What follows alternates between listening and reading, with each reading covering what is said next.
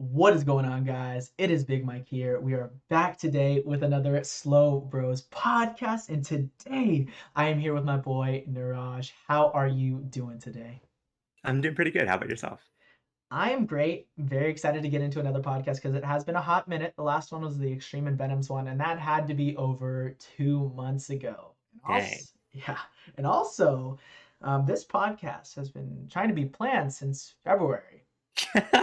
Yeah, it has. Yeah. This podcast has been scheduled and rescheduled so many times that it has become a meme within the Big Mike community. It's possible to be scheduled again mid-podcast.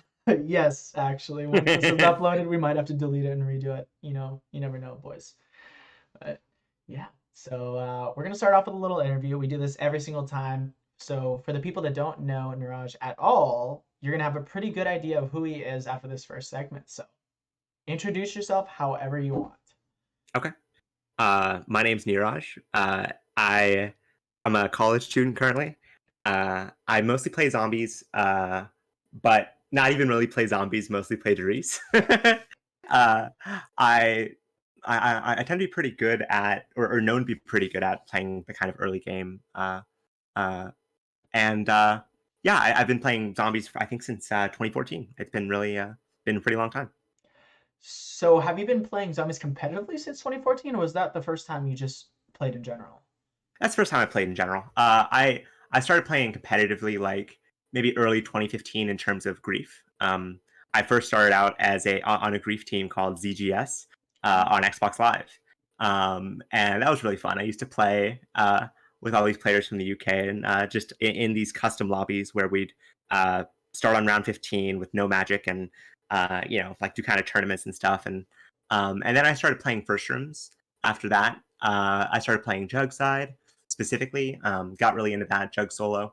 Uh, really enjoyed that. And then after that, and between Grief, between first rooms, between high rounds, there were kind of bit breaks. Like school came up, personal life stuff came up, but I kind of transitioned between the three. And yeah, now I currently do like speedrunning and stuff. Yeah, I really just I haven't been playing zombies that long. It really makes sense why you're so fucking good at the game now. Because sometimes I don't remember that I've been playing this game for maybe 3 years or so and playing it Yes, competitively for about a year. And I compare myself to the best players in the world. I'm like, shit, that's how are insane. these guys so fucking good? Like I see Slayer out here doing things that I never thought were Yeah, he's possible, a god. and I don't understand. And then I look and I see town 30 speedrun times that are 10 times better than anything I could ever get from like 5 years ago. And, Sure. and it's just, it's a revelation. And it's good to learn like what's possible, but it's also good to recognize like, oh, I'm doing good in terms of how long I've been playing, in terms of where I could be. And I think expecting yourself to be somewhere you're not is just a recipe for depression. Mhm. You're gonna have these unrealistic expectations that just like people that you're comparing yourself didn't meet, and that you can't meet either. Um, Yeah, I think that's why so many people end up quitting zombies because they have these unrealistic expectations and they're watching the best players in the world. And these best players can barely hit these goals, and they sure, don't most of the time. So if you're not nearly as good and you have the same goals, you're never going to achieve them. And you keep restarting and restarting and restarting, you're never going to be happy because you're never going to get that PB, and your improvement's going to be super slow because the amount of actual games you get into is going to be reduced because your yes, early game requirements are just too absurd. high. Yeah, and you might be playing too risky as well because you want to play fast and you just die. So you're not learning, and you're just not going to get better very quick, and it's not fun like that. Yeah, and I'm not even talking about other people right now. Like that's me. Like I did that, and it was a mistake that I did that. And one thing I definitely avoid doing is saying what I expect, like what I like my own personal expectations. I don't impose those on other people. Like if someone isn't getting times that I would find to be impressive, but then I take a step back and say, oh well, they've only been playing this map for X number of years or Mhm. X number of months even. I'm like back. I'm like, that's awesome. Like when people get like a 30-minute 30 on Doris, like that's awesome. I that's a difficult thing to do, and especially if you don't play it very often, you should be really proud of yourself for doing that. And I think there's a mistake, like, and it's kind of like at skate parks too, where people would like, you see a kid coming up and they've been skating for a couple years, and you don't make fun of them because they can't hit a trick that someone who's like 34 has been practicing for like 18 years. Like that's not fair to anybody. And that part of the toxicity is really harmful. Yeah, and I feel like it's a lot easier to do that since we're online. We have this shield between us. So you're just in somebody's chat. It's really easy to just take a shit on them and say that they're slow and they're ass. And Mhm. like half the time you're not even going to see their reaction because they don't have a face cam, or they're just not going to let you show, or they're not going to show you how they actually feel. But when you're in person, you're at a skate park. If you Yeah, were to shit on a noob skater, like you're gonna see it. Like they're not gonna be very happy. And I bet you right. there's gonna be other people around you that are gonna be like, yo, Come on, bro, man. that's not cool. What are you Exactly. doing? And yeah, Yeah, I we mean, don't have that kind of regulation. Yeah, like, yeah, you can't see the other person's face when you say something like that, and yeah, yeah, yeah, but I mean, I've definitely been called slow many times, and I'm okay with that. I've accepted it. I made a podcast called the SlowBroz podcast. I've taken that in. I'm the slow Mike, and I'm okay with that. I'm getting better as I go, you are. but definitely getting better. I mean, my Ascension RNG is holding me back a little bit, but One thing I'd say from watching you play Ascension is like I think so. One mistake people make is thinking that because they're playing the strategy that they will play at like just like abstractly like shooting the T gun at Pack a Punch. Like people expect that doing just I'm at Pack a Punch, I shoot the T gun at the zombies and kill the horde. That's playing the strat. uh, Playing the strat efficiently and effectively, that's going to be what allows you to kind of consistently maintain times. That's why Slayer, that's why Fleur get such fast times consistently on Darius specifically, or Slayer. I mean, just on all maps, like that guy's a god because he knows how to do the non RNG parts extremely efficiently. And so I think while it's true that RNG, and I've seen some of your trades, it is pretty horrific. But you also have to recognize when you playing the strategy less efficiently is holding you back.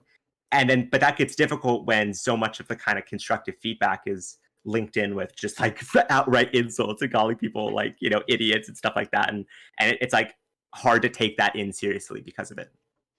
yeah, I kind of wish people would give me specific criticism rather than just calling me slow. Like, if you're calling Sure. me slow, tell me what I can do to be faster because I feel like I'm trying my best, but in addition, like there's just some things that I don't know. There's little tips that I can add Yes. in at every spot in the game that are going to make me faster over time. Because in a 70-hour game, if you save 1 minute, like every 10 minutes, it adds up. Is that It really does add up in the end.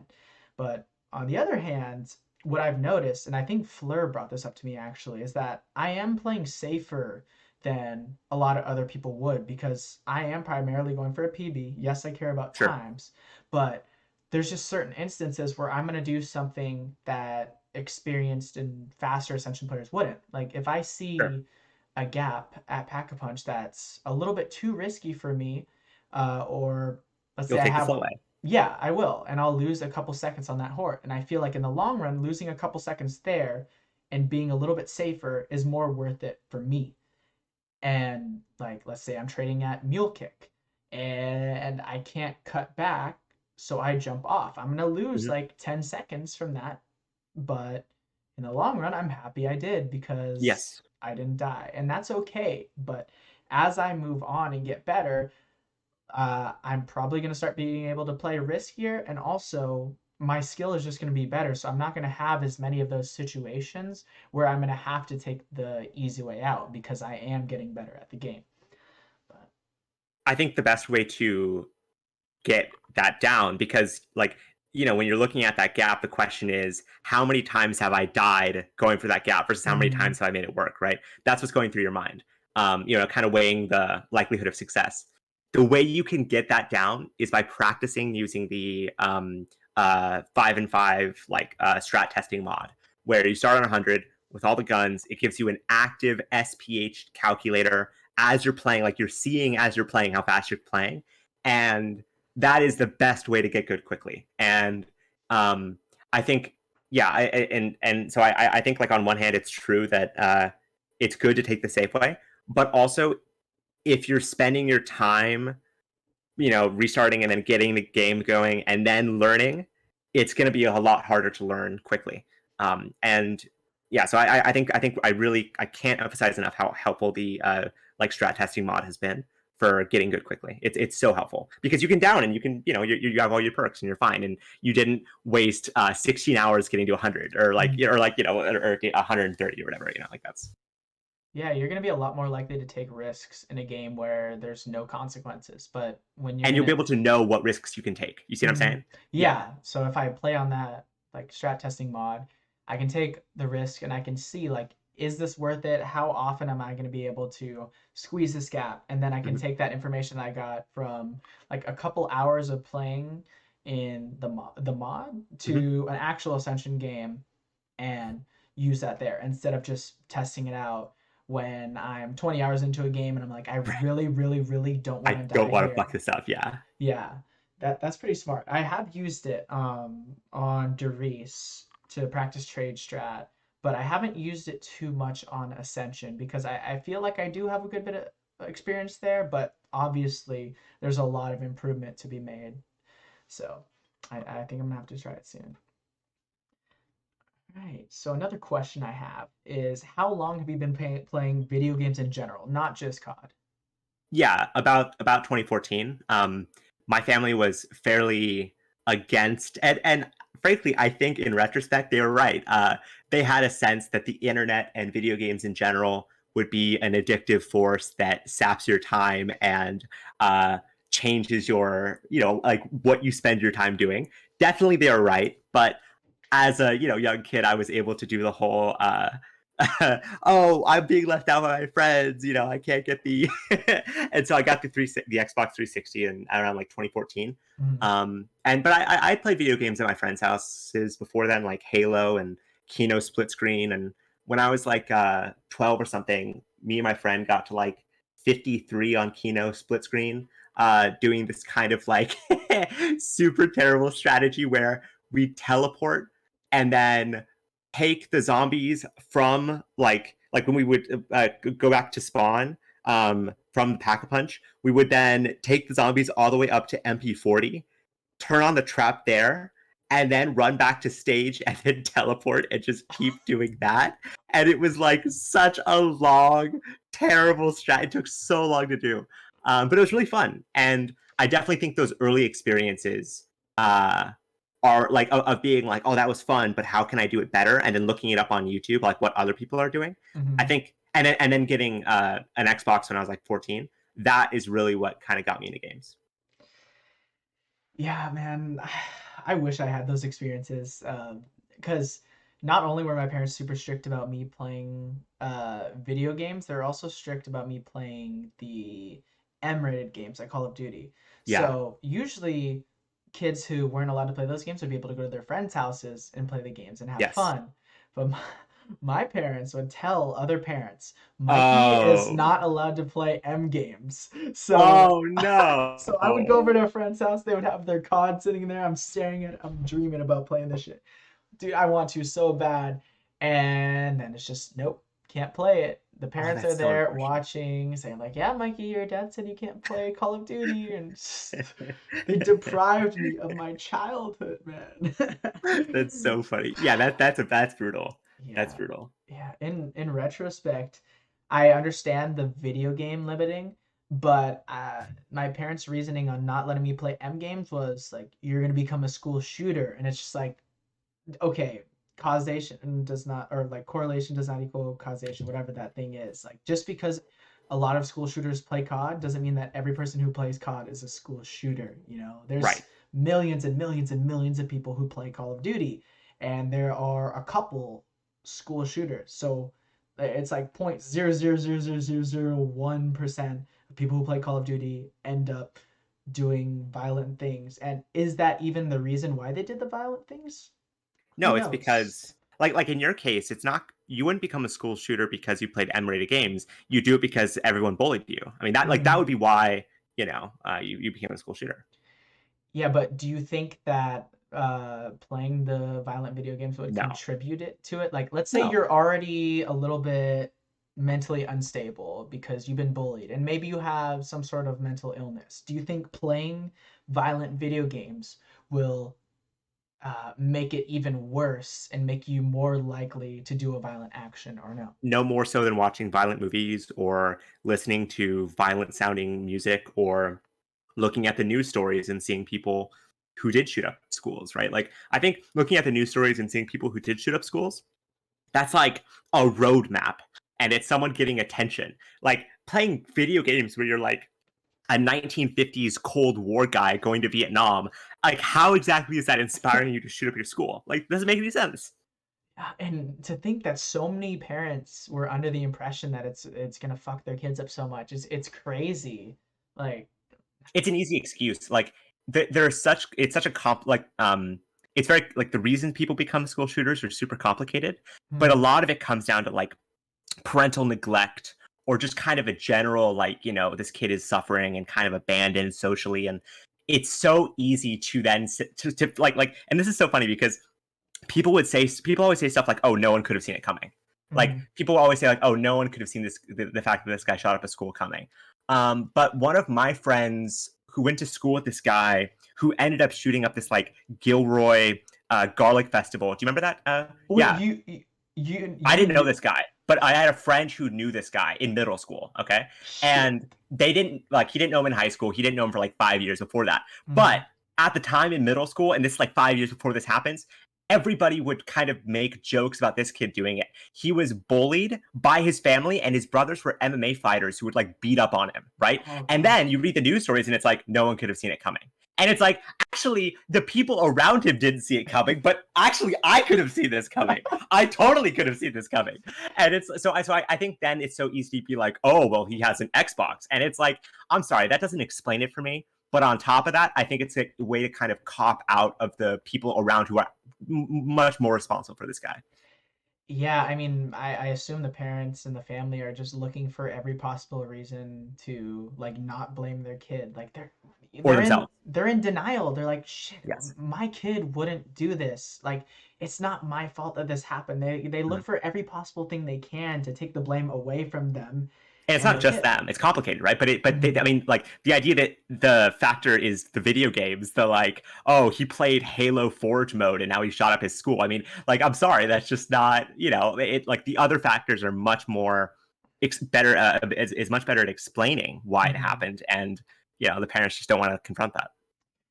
Yeah, I mean, I just can't imagine what it's like as a parent, like knowing that your child, the person you created, the person you raised, did such a terrible thing. Like, it would definitely take time for you to be able to accept what has happened. And Mhm. after you accept what has happened, it'll take even more time to place the blame on yourself. Because obviously, usually, in most situations, there's Doubt gonna be that you will. some sort of blame that's gonna be on you. Right. But I don't know, man. But it's That's complicated. Again, it's like also there's like, mental illness. There's this kind of ability to get guns whenever, but yeah, mhm. Yeah. Well, I mean, this is completely off topic from like, what we were going to talk about this sure. podcast, but like, so what can we do to reduce these school shootings? Honestly, I don't know. Honestly, I mean, the most obvious answer is get rid of guns. So Australia did that, and no shootings because there's no guns, there's no shootings.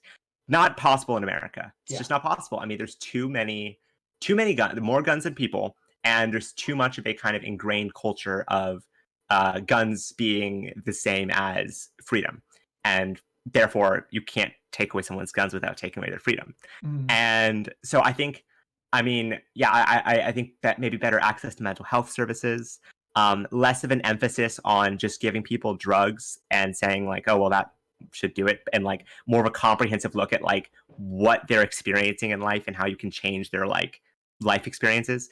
But you're gonna have it. I mean, just with like the amount of guns, the amount of mental illness, the amount of pressure that students are under at school, the kind of like the administrator has like 2,000 kids at their high school. Like they can't help every single kid who's struggling, and so mhm. it's just like it's not there's not one thing you can do. There's things maybe you can do to kind of reduce it, but I gotta also say I don't think this is like the biggest problem that our country has. Like one thing that's always been weird to me is that it's very sad when this happens. Obviously, it's unnecessary and it's sad, but the amount of death from like heart disease and stroke and lack of medical care is like 30,000, like hundreds and hundreds of times anything that school shootings has ever done, right? And so I think there's also a problem in terms of like the media's focus on these issues, where ultimately this isn't the reason people are suffering in the country. This isn't like the main problem we have to overcome. So like obviously we should overcome it, we should deal with it, but frankly, there are more significant priorities that I think we should confront.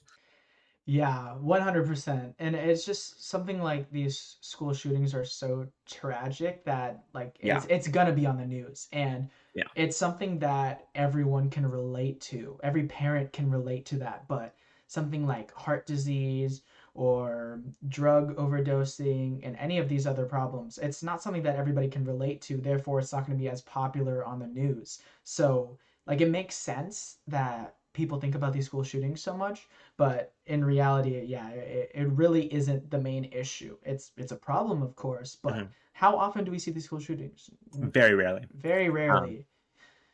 it's And, like with terrorist attacks. Like there's basically been one major non-homegrown terrorist attack, and that was 9/11. mm, But now with COVID, we're having a 9/11 amount of deaths every 2 days, and it's like I mean, obviously there was an explosion, and that's attention grabbing, and it's a spectacle. But I don't think I think the fact that we've had like 700,000 people die in this country from COVID is much more significant than one terrorist attack 20 years ago. mm, But there's such an emphasis on that one loss of life, and it doesn't feel very focused on what the problem is. It's more focused on like kind of sensationalism and like look at how crazy this looks, and that's depressing. yeah, we need to get our priorities straight, man. We really do. Got to play more zombies. Yeah, I mean, like I think ultimately it comes down to playing more zombies. that's the truth, man. If everybody was Yeah, inside playing zombies, yeah. who's No gonna more get school COVID? shootings. No more Yeah, school shootings. no school shootings, no COVID, no terrorist attacks, Right? It's just no racism. I mean, in game chat, but like, you know, that's the solution. Playing that's the zombies, solution. man. Yeah. So, that our podcast was very successful today. We found the I'm solution glad we're to having these conversations. yeah, People don't talk enough about bad things in the world. They mhm, only people don't talk enough about bad things. yeah, and zombies is a solution to every single bad thing in the world. So, yeah, we really got to take that into consideration when we move on with our country. Yeah. So, what games have you put the most time into besides zombies? Um, yeah, that's a good question. So I haven't really put a lot of time into other games. Um, I so the other things I do with my life are kind of just hang out with friends, Hmm. go to school, and just read. So, like when it comes to playing video games, I'm very much a one trick. I very much kind of play zombies.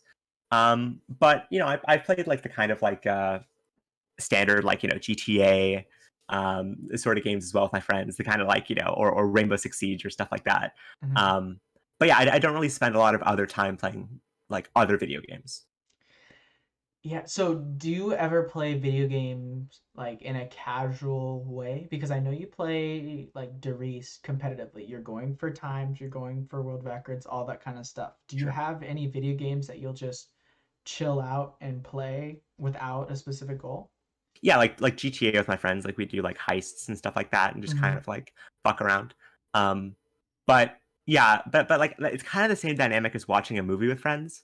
Like it's just kind of like more about the friends than it is about the Yeah. game, and the Hmm. game's kind of an excuse, or like Monopoly. Like I play like online Monopoly with my friends. But yeah, when it comes to like me actually sitting down and putting time into games, it's mostly zombies. Yeah, me too.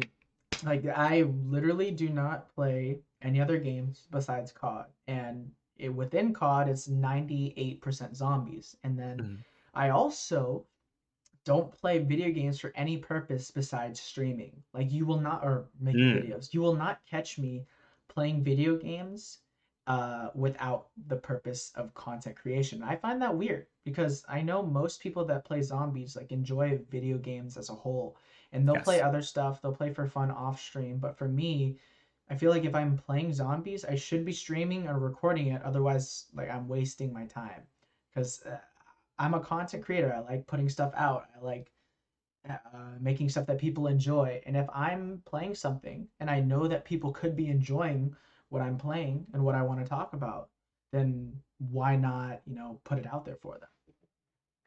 And that's a major part of why you stream is the kind of a community engagement, Mm, right? Like talking to chat. Like one thing I've always seen you be good at is like engaging with people who say something kind of like, and this is difficult. This isn't like an insult. This is actually a very difficult thing to do. Like a lot of what is said in Twitch chats is really like simple, but you're able to take something that's a fairly simple comment and expand on it and make people say more. Do you kind of see what I'm saying? I feel like that's something that you do a lot of. yes, that's one of my goals really because if I wasn't trying to dig deeper, the Twitch chat would generally be very boring, and that's why I stream. So and I know people are nervous when they come into a chat. Like they've never talked to this person before. It's really hard to open up. So they're just going to say something very generic. And a lot of the times they're waiting for the streamer to make the move. And then most of the time the streamer doesn't make a move because either their stream is too big and they don't see the message or they don't really have that ability. But I see these messages and I see little things inside of them that I can dig deeper into because I want to Hmm. engage these guys in conversation. I want them to enjoy themselves and I want to enjoy myself. So, yeah, that's something that I've tried to do throughout my streaming career and something that I've gotten better at over time. Like taking somebody who's saying some boring ass shit and getting them into a full on conversation that may be completely different than Sure. what they planned on. Do you do that stuff at work as well, or kind of in real life? Like, are you good at kind of centering the conversation on what other people are saying and kind of drawing them in?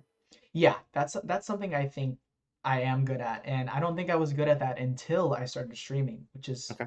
which is kind of interesting because a lot of people say like, "Oh yeah, why are you wasting your time sitting on your ass playing video games and like talking to a bunch of random people?" When in reality, like there's so many things you can learn from streaming. Like my ability to speak, my demeanor, all this kind of stuff that I'm learning. My ability to like Chug G Fuel. improvise, chug cheapo, yes, of course, improvise on the spot. Like I'm playing something while reading chat, while listening to music, while trying to think of topics, like while trying to play well. There's just a Hmm. bunch of things going on, and I have to do these things in a split second. I have to make in-game decisions. I have to find things to talk about. I have to make sure everybody that's watching me is enjoying me as much as possible. And I think these are all things that can be used in different sections of life. Yeah. And like I didn't realize that until recently, but when I think about it, like my conversation skills are solid Yeah. because I am forced every time I stream to find stuff to talk about. So when I'm talking with somebody, it's never dull. And as long as they put in a tiny bit of effort in the conversation, give me a little bit of something, I can make it interesting and I can have a good time. And That's interesting. mhm. Yeah, Well, yeah, what were you saying? as you know, I have the exact opposite approach to streaming, in terms of like both my goals and also like what I do while I'm streaming.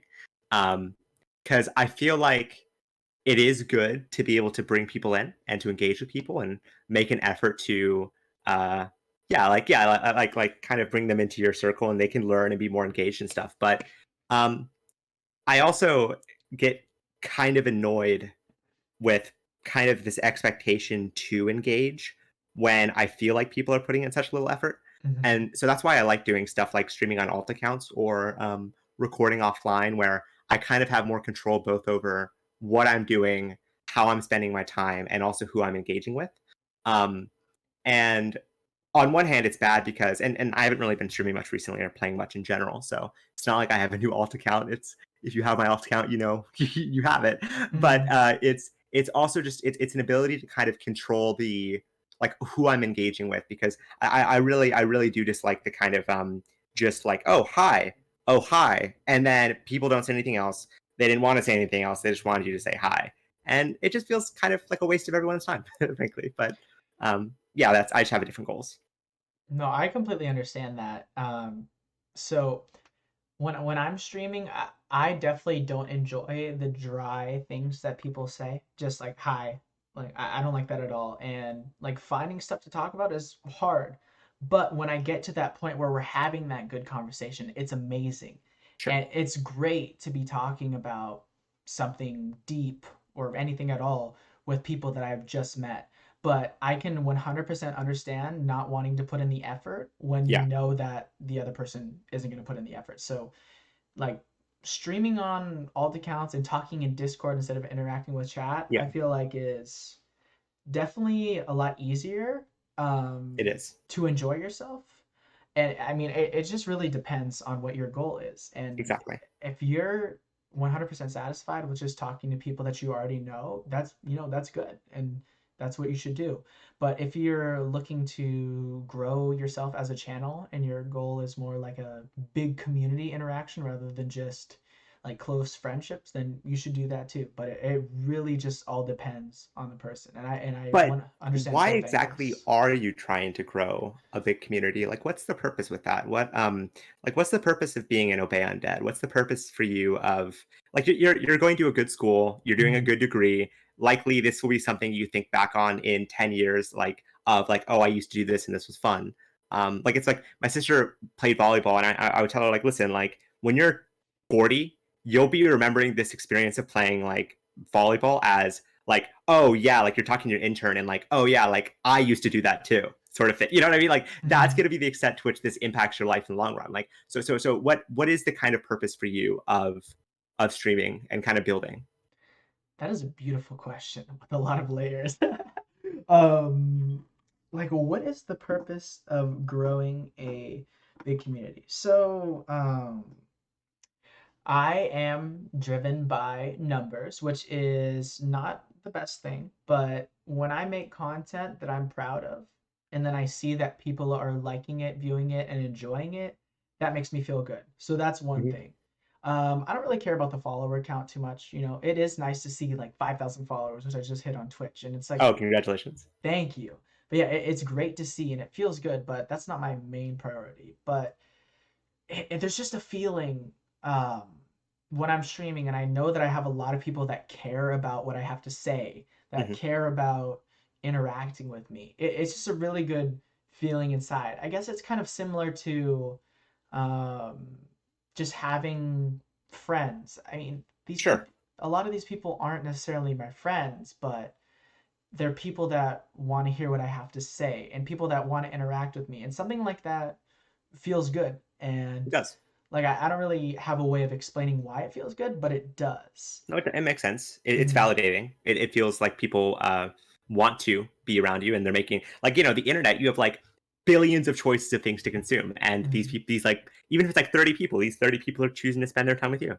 Yeah, it's really crazy when you Yeah. think about it. Like, and then when you think about people that spend money on you too, it's like, Wow. what this person has spent hundreds of dollars on me because they like me, and you just kind of think about it all together, and it's just mind blowing. Because I And wouldn't go. obviously, it's partly because you're sending OnlyFans videos and stuff like that. But it's not Yes. just that. Like it's not just that, right? People also really care about what you have to say. Yeah, Like you're thick and you're attractive and you're doing like butt stuff, but it's also that you're like people care about you. yeah, like they like my nudes and everything, but Right. they also want to talk to me just a little bit. Right. But No, that is validating. But so why do you think Obey helps you with that then? okay. Like, what does Obey? Because I like, and so I listened to your podcast with Grizzly, Hmm. and I was told there would be big things coming. I was Yes. told, watch out, what's coming? Huge. He can't even say it. It's so big. It's so massive. What's coming? It's so huge. And then I gotta say, I was in That's what she Spain, said. came back, didn't even remember that happened until recently when I thought about it again. And so, like the first question is obviously, what happened? What was it supposed to be? Okay. How did I miss it? And the second question is, what do you think Obey helps you do?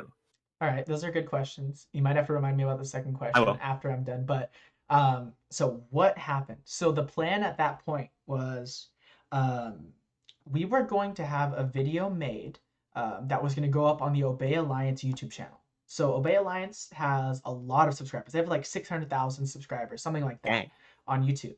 So like it's a big channel and everything. That's significant. And this big thing that was happening was Obey Alliance revealing that, or just like revealing Obey Undead. Although the team has already been out and everybody knows Yes. within the zombies community that they're affiliated, Obey Alliance was officially going to like drop a video and talk about Obey Undead, all that kind of stuff. So that was a huge thing that was coming. And Did we that could happen? the video was made and it was shitty. It was fucking Oh. awful. Like they paid a lot of money for it. Awful video. Oh my god. So we scrapped that, and what we ended up doing is doing a weekend takeover of Obey Alliance. So Oh, that's on what the that was. yeah, on a Thursday or Friday, Obey Alliance dropped a tweet with the Obey Undead roster. So it was just a little video that showed our roster. It had one page that had some people, and then it would just flip to the next one, and it Pretty had good like roster, by the way. Like as a side note, pretty yeah, solid. I was impressed with the kind of players and the caliber that you have. No, seriously, seriously. Like I didn't expect it honestly.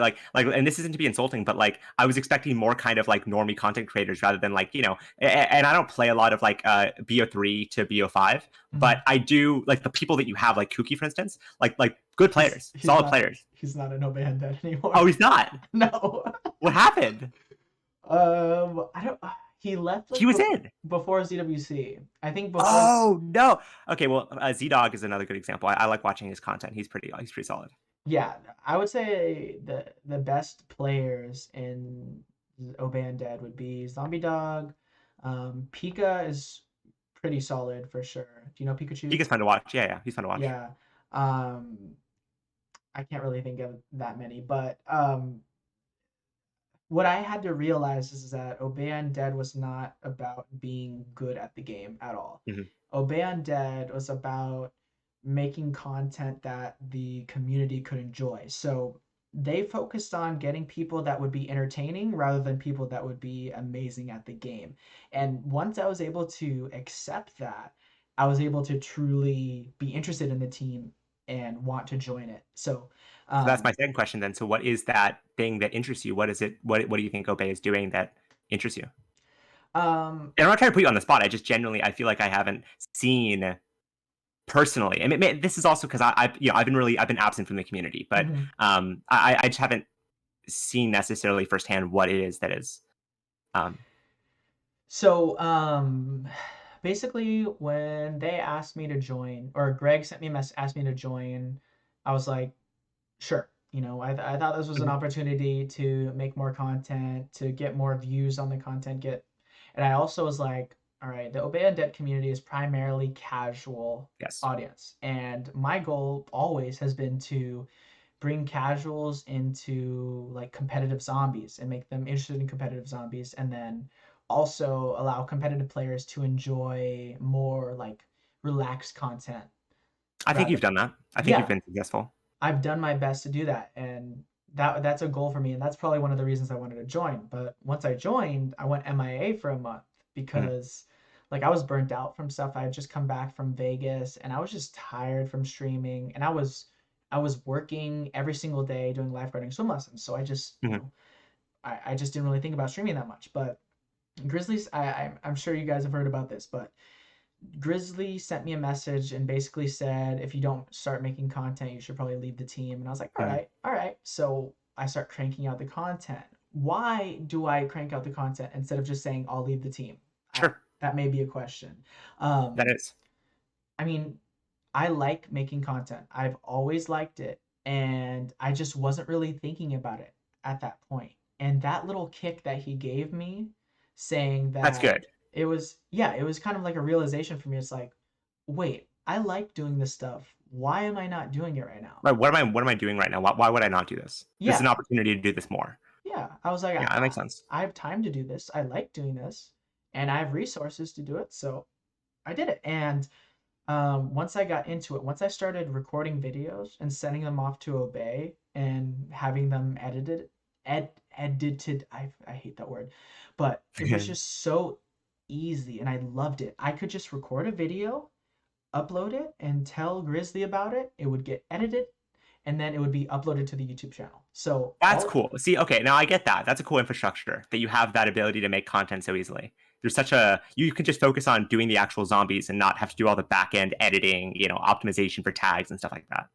Yeah, because that's something like I always wanted to make YouTube content, but I didn't want to edit. I didn't want to have to do all that BS, so I just didn't do it and I focused on streaming. But now that I had the opportunity to give it to an editor, I was like, fuck it, yeah, let me make some stuff. So I started the time trial series. I started doing Hmm. some first room stuff, not like competitive first rooms or anything, but just like messing around. I went on the podcast with Grizzly, did Great, some grief videos, all that kind of stuff. great. And all of that stuff is done really well on the channel. Like all of them get a good amount of likes, comments, views, and like that shows me that people are enjoying the content and they're enjoying something that's completely different than what Obey Undead was producing before. Yes, And like just seeing my name and knowing my content is on that Obey Undead channel and people are enjoying it makes me feel good. sure. Uh, yeah, That's so valid. Yeah. yeah, so I would say, like, if you ask me today, why am I in Oban Dead? My answer would be, I like making zombies content and I like people enjoying my content, and And it I would, helps.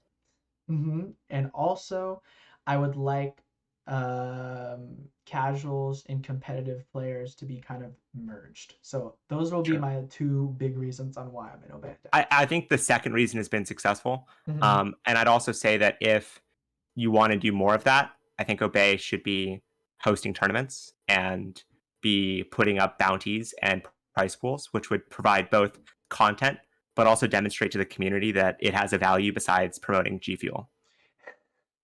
That is the plan. So there Good. should be some tournaments in the future. I can't really like discuss them yet. First of all, they're not like No, I got you. solidified. I got you. And But that is in the works. yes, there will definitely Awesome. be tournaments, and they are being planned. Mine I'm probably excited. won't be for a little bit.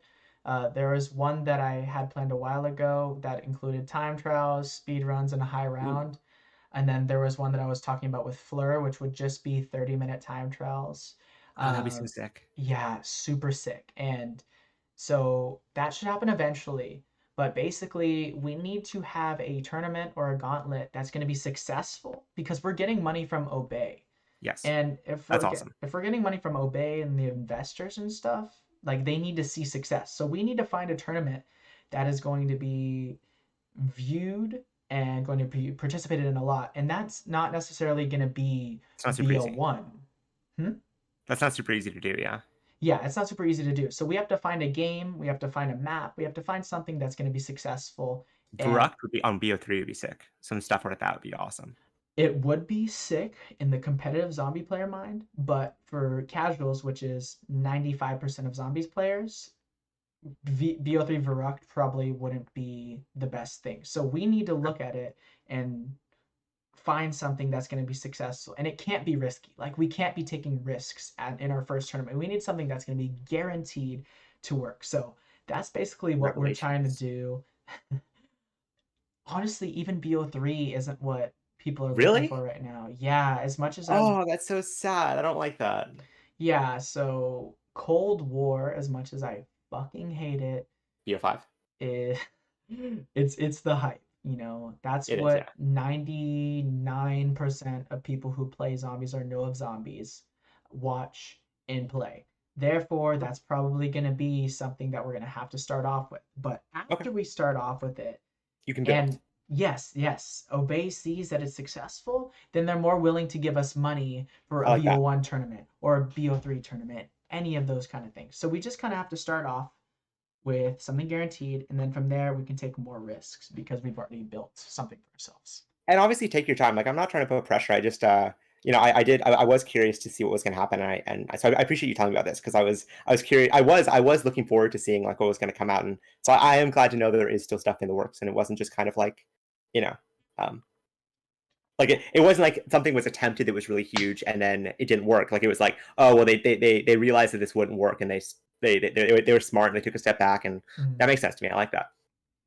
Yeah, and also I would do my own tournament, but and just take donations from people. Like I would contribute and I would ask some other people, and I'm sure they would for BO1, but I don't want to overlap with an obey tournament. Like I don't want to be running a tournament at the same time they are when I'm in the team, because that's first of all Sure. kind of fucked up to do, and also would take attention away from my tournament and theirs. And Sure. so I'm just gonna Collaborating be makes sense. yeah. So I'm just gonna be waiting patiently. Whenever they're ready Yeah, to no do the rush, really. tournament, they're ready to do the tournament. For Zombies now, isn't going anywhere, so I mean, obviously take your mhm, time, right? yes, yes, for sure. Like BO1 can Just make be sure it works. yes. We gotta plan it well, because zombies players are quick to judge, criticize, shit on things. So we gotta make sure it's pretty good. Gotta make Yeah. sure it's gonna satisfy a good amount of people. But we're never gonna know until we actually do it. So hopefully it's soon. Keep your eyes open. Big things are coming. Yeah, I'm really excited for it. Have you seen any of the videos that I put up on the Obey Undead channel? Yeah, like with Nick, the time trials and stuff like, or the kind of like I saw the one with you and Nick on Reese. I saw that one. Okay. Have you seen any of the other ones I put up? No. Okay. Yeah, so that's something, if you want to understand why I'm on the team even further, Hmm. check them out, because I will. I have two time trials up. I have a first room video up there, another first room video that's coming out soon, a grief video, and another grief video that's coming out soon. So these are all things Excited that to check out the brief video. yes, the first grief video was solid. I don't think it's the best video ever, but it had Krups, Greg, Zombie Dog, and me. So Oh, nice. yeah, pretty interesting. And then Oh, that's fun. this next grief video has Fleur.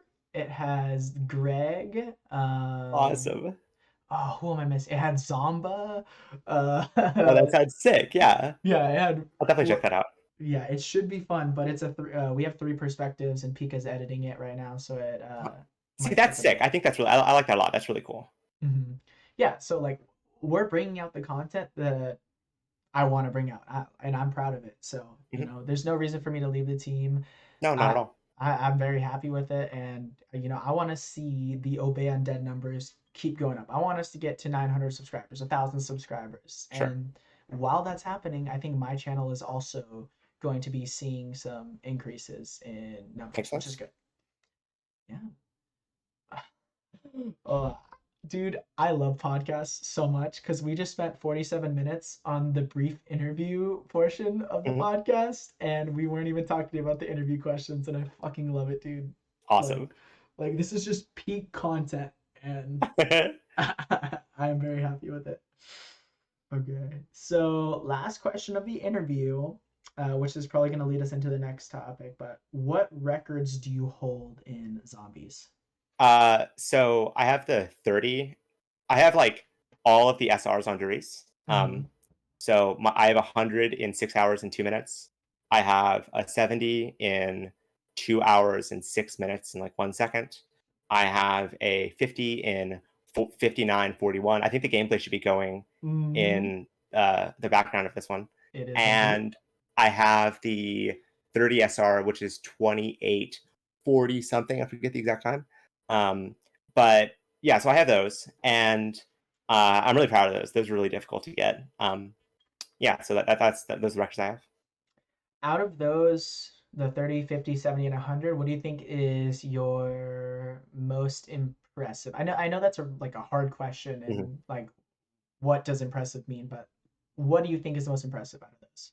The 51. So basically 1 through like 27, Mm-hmm. totally mediocre game. I was not doing very well. In fact, I forgot to get monkeys from the box. I risked getting monkeys a couple times on 23 and 27. Luckily, Mm-hmm. I had dogs in that round, so I had waff ammo. So either way, I would have just played that box fast with the waff, or I would have gotten dogs, right? So either way, it was the right call. Mm-hmm. Um, but I was just kind of trying to get a game set up. But then camping in the Thompson room, I had such good drops, not just in terms of like when I got the drops, but in terms of like the order in which I got the drops, and also in terms of like how like it was like, so for instance, I'd be getting a lot of drops from not even forcing hordes, just from the individual zombies I was killing. But not only Mm-hmm. would I get drops from the individual zombies I was killing, I'd be getting like instas or nukes, which would chain into other drops like Mm-hmm. maxes and double points. And that kind of dynamic is so hard to get. Like I think I've only had one other game, and like I've played absurd amount of Drees, like an absurd amount of Drees. I've only had one other game which could have been a sub 50, a sub hour, and well, two other games. One of which was like a 1 hour and 1 minute. Sorry, 1 hour and 1 second. I was like a second away from a sub hour. I can send you No. that GIF of that. It was really sad. But and that was like back in April, right? And then I also had a game like around the same time, which would have been a sub 50, but I died with Fast Ray because I got too close and I fucked up my timing, you know. And so that's another thing, by the way. Like it's hard. Fast Ray is fucking hard under these. You can die instantly, and I lost a sub 50 because of that. So I played really well on that sub 50, sub 6 sub hour, the most recent one. But not only did I play really well, I also got really solid RNG when it mattered, and that combination of things is so hard to replicate. Whereas like the 70 or the 100, like I could still improve that. And it like the 100, for instance, I had like I could have played faster. I could have got a sub 6 hour. But I just decided to, like, instead of risking a trade, I decided to go for the like kind of the easy trap and just kind of like get through the rounds. Yeah. And that's another thing about speedruns is that you have like when you're going for certain things, you have to play like you're going to get good RNG, right? You have to play like you're assuming things are going to work out. And then when they end up finally having worked out, like most of the time it's not going to work out. And you're like, oh, well, whatever, you know. But when the kind of a chain of events come together that make it, like that's when you get the kind of insane game, right? That's when you kind of get the insane times. And so, yeah, like that's why I think the 50 is the most impressive. But the 30 is really hard to get too. You know, you have to play really fast in all of the rounds that like the early rounds and get like specific nukes so that you don't have slow round ends. It's like difficult to do. So yeah, I think those would be the kind of most, like, because they're so RNG dependent, I'd say those are the most impressive. So out of those, also, what do you think is going to be the most difficult to beat for someone else? Like, which record? The The 30, 50, 50. the 50. Okay. So Yeah.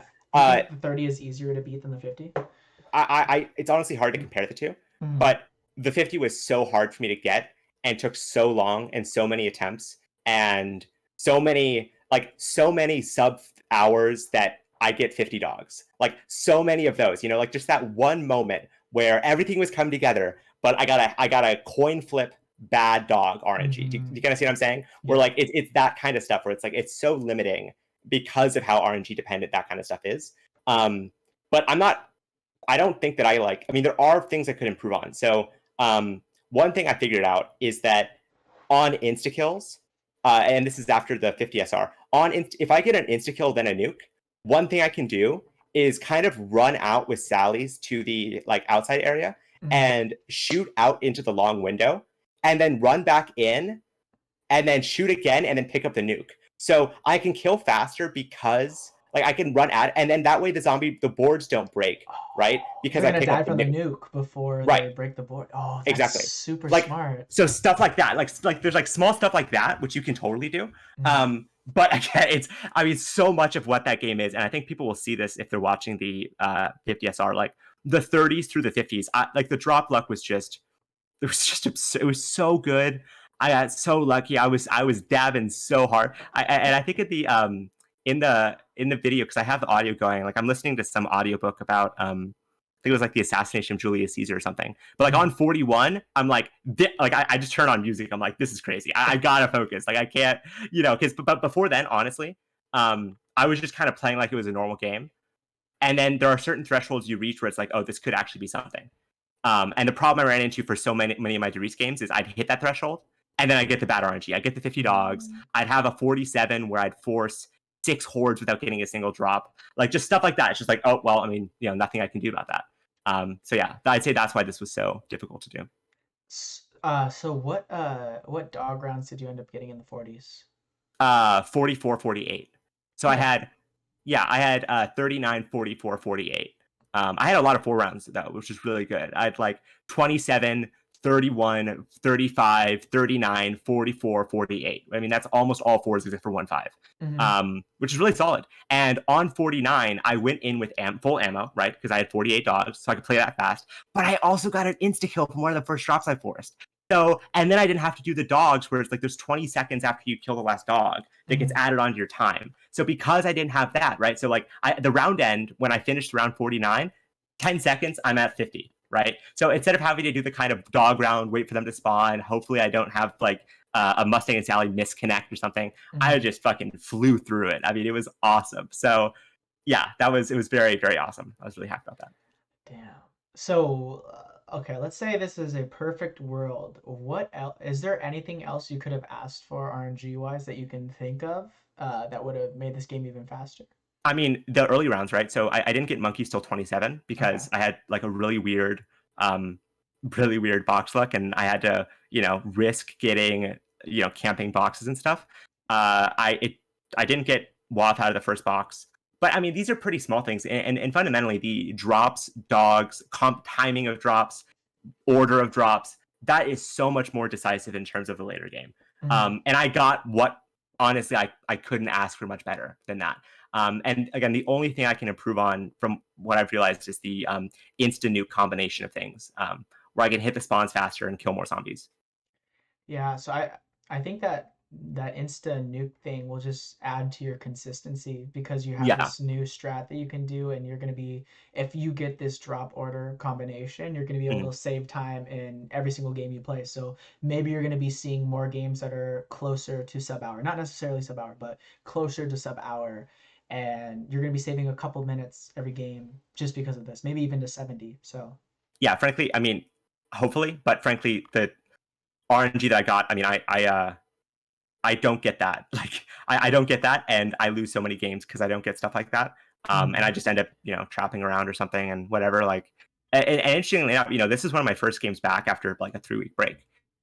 Um, and so I was not playing for a 50 at all, a speed run, and especially since I've gotten this 50 SR, there is no fucking way I am going to be trying to play for the 50. I'm going to be trying to Mhm. play for like higher rounds if I do play, Yeah. which again I haven't been doing much of. Yeah, that brings up a really interesting topic, and it's something that I think a lot of people have noticed. When you take a break from zombies and then you come back, it seems like you're able to beat your PBs, get faster times, and all that stuff. Like, why do you think that is? Um, I think it's like a mental health break sort of thing, partly. It's kind of like how if you stay up really late and grind and do your homework assignment, like, you do your homework assignment the night before, the hours you spend doing it are going to be really unproductive because of how tired and kind of burnt out you are. I Hmm. think if you're playing zombies so much without having other things in between and kind of mental breaks and kind of, like other things that are positive, especially vacation, it's gonna allow you to kind of have a much better mindset, which is super important in terms of playing. Yeah, mindset is a really huge part of zombies, and like if you get good RNG but you don't have a good mindset, there's a chance you fuck it up. So, Hmm. I mean, if you have a good mindset and you happen to get that lucky game when you come back, that's good. And I mean, I swear this happens to me on every single map I play. Like, I even try to do this. Like, once I'm done playing Ascension, I'm gonna go play Kino. I'm gonna play Derice for like a week. When I come back to Ascension, I'm gonna get a game going super fast just because I took that break. And I don't know, maybe it's a pressure thing. Hmm. Because when you come back after not playing for a while, you don't really expect anything. Like I think that's right. yeah, you don't really have any expectations. You're just kind of going in. You're just having fun because you miss Hmm. it. You're just chilling. Exactly. And when you're relaxed like that, it's very common. Or when you're relaxed and you have skill that you've acquired over time, it's very common to play better. Like I think so too. yeah, that happens in sports too. Like if I come Really? into a baseball, well, not necessarily the break thing, but the mindset part. If I Yeah. come into a baseball game pitching and I'm chilling out, I'm relaxed, I'm gonna pitch way better. If I come in super stressed out, Hmm. I'm gonna be tight.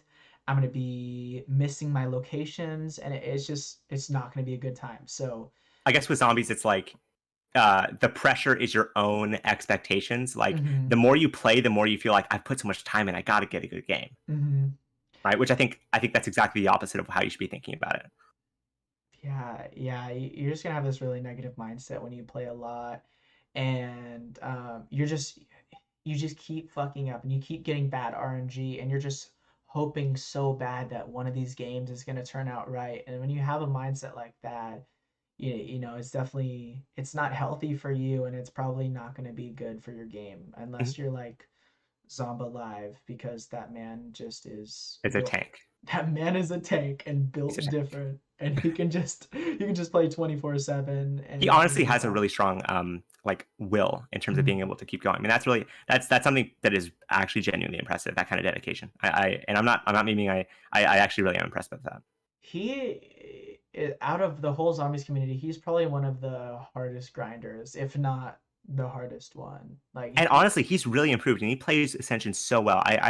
Honestly, the way he plays so fast and so efficiently, he's really improved, and I don't think he gets enough credit for that because he plays so much, but it is impressive. I think Peak, like Furt on his best game on Ascension is definitely faster than Zomba's best game, but Zomba's consistency is ridiculous. It's really ridiculous. He gets a lot of games, and the amount of 100+ games I see him quit out of, or the amount of instas games and everything, it's just like he can. If you gave him one day you gave him 24 hours to get to like 130, 140, he could do it easy. If you gave Totally, him 2 days to get to instas fast, totally. he would do it. I don't know, man. This man is built different, and I definitely don't understand how he has the will to keep playing when most of the time RNG doesn't work out. There's those times where you just die because you fuck up, and just It's impressive. yeah, and he works too. I'm pretty sure. So Oh, like really? Yeah, that is really impressive, actually. yeah, like you work and you come home to relax, but are you really relaxing when you're grinding your ass off on the same map every single day? For I don't some know. people, yeah, seems like Yeah. it. I mean, I guess that when you have that goal and you finally get it, it'll all pay off. I mean, not all pay off. You still spent a lot of time, but like when I saw Instas for the first time on It feels Ascension, so good. I was so happy. I was grinning, did the hot tub stream after. It was just Yes. it was the highlight of my life, man. The peak, your peak, it's all downhill from here. Yeah, yeah, I peaked in You peaked on late. Ascension Instas. And my life will never be better than that. It's just You'll like tell your kids about this at the nursing home.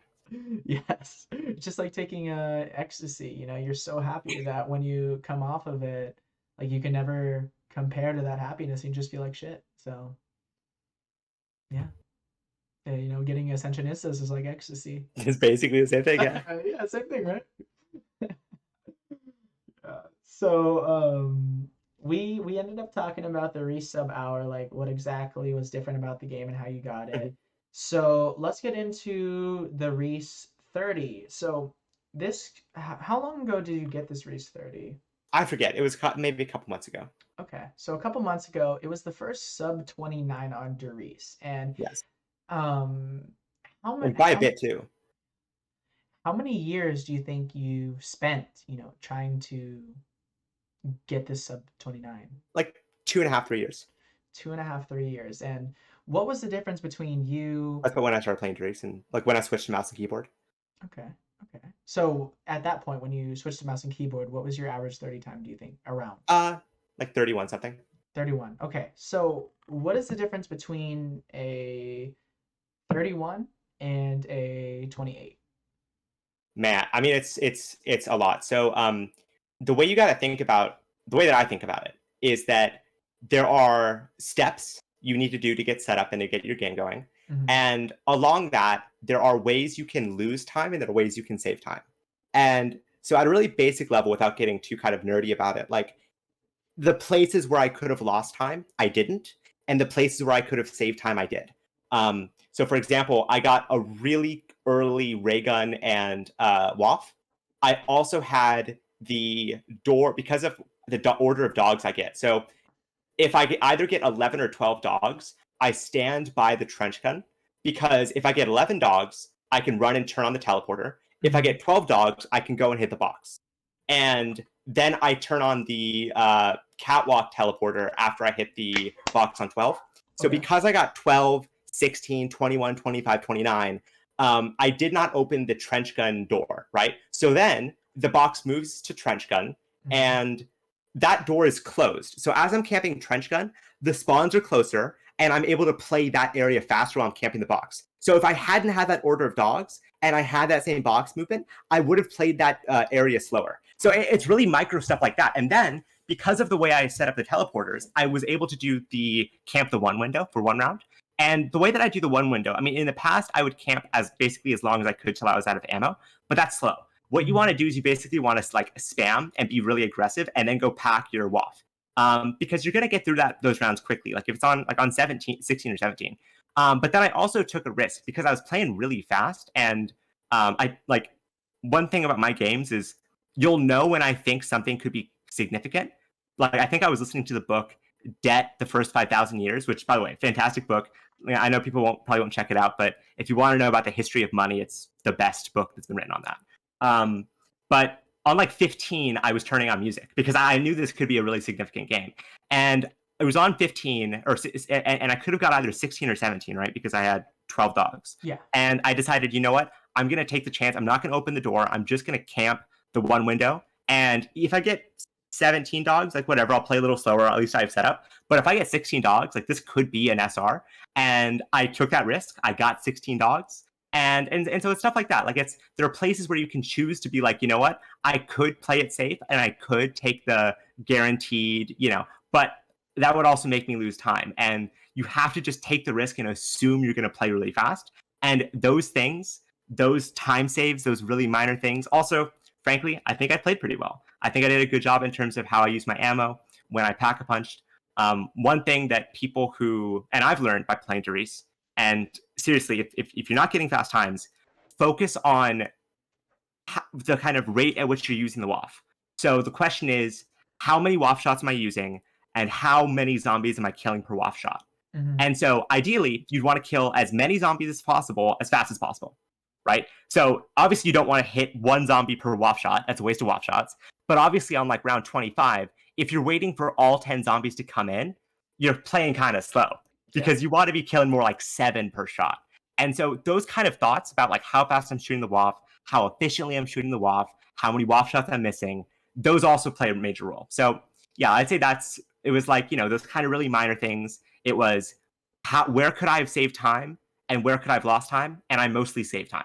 That's what it is. And with the WAF shot rate and stuff, is that like kind of a feel thing for you? Because over time you've been playing so much Riese, you kind of know how much you should shoot it and like how many zombies is worth it without even thinking twice. Yep. And also a really quick way to figure it out though is when you're looking at the double barrel window and you see one zombie by itself, wait a couple seconds until you see one or two behind it. Because one or two behind it usually indicates a bunch more behind it then, and it can chain from those to the ones behind that. And so you want to be kind of timing it in that way. A much harder one is seeing the two windows in the back. Like, when is it worth using a WAF shot there? That's much harder, and that's much more of a feel thing. But yeah, the double barrel, just look at the kind of first zombie, wait a second, you see the second zombie, then you shoot, and most of the time you're going to get a decent chain.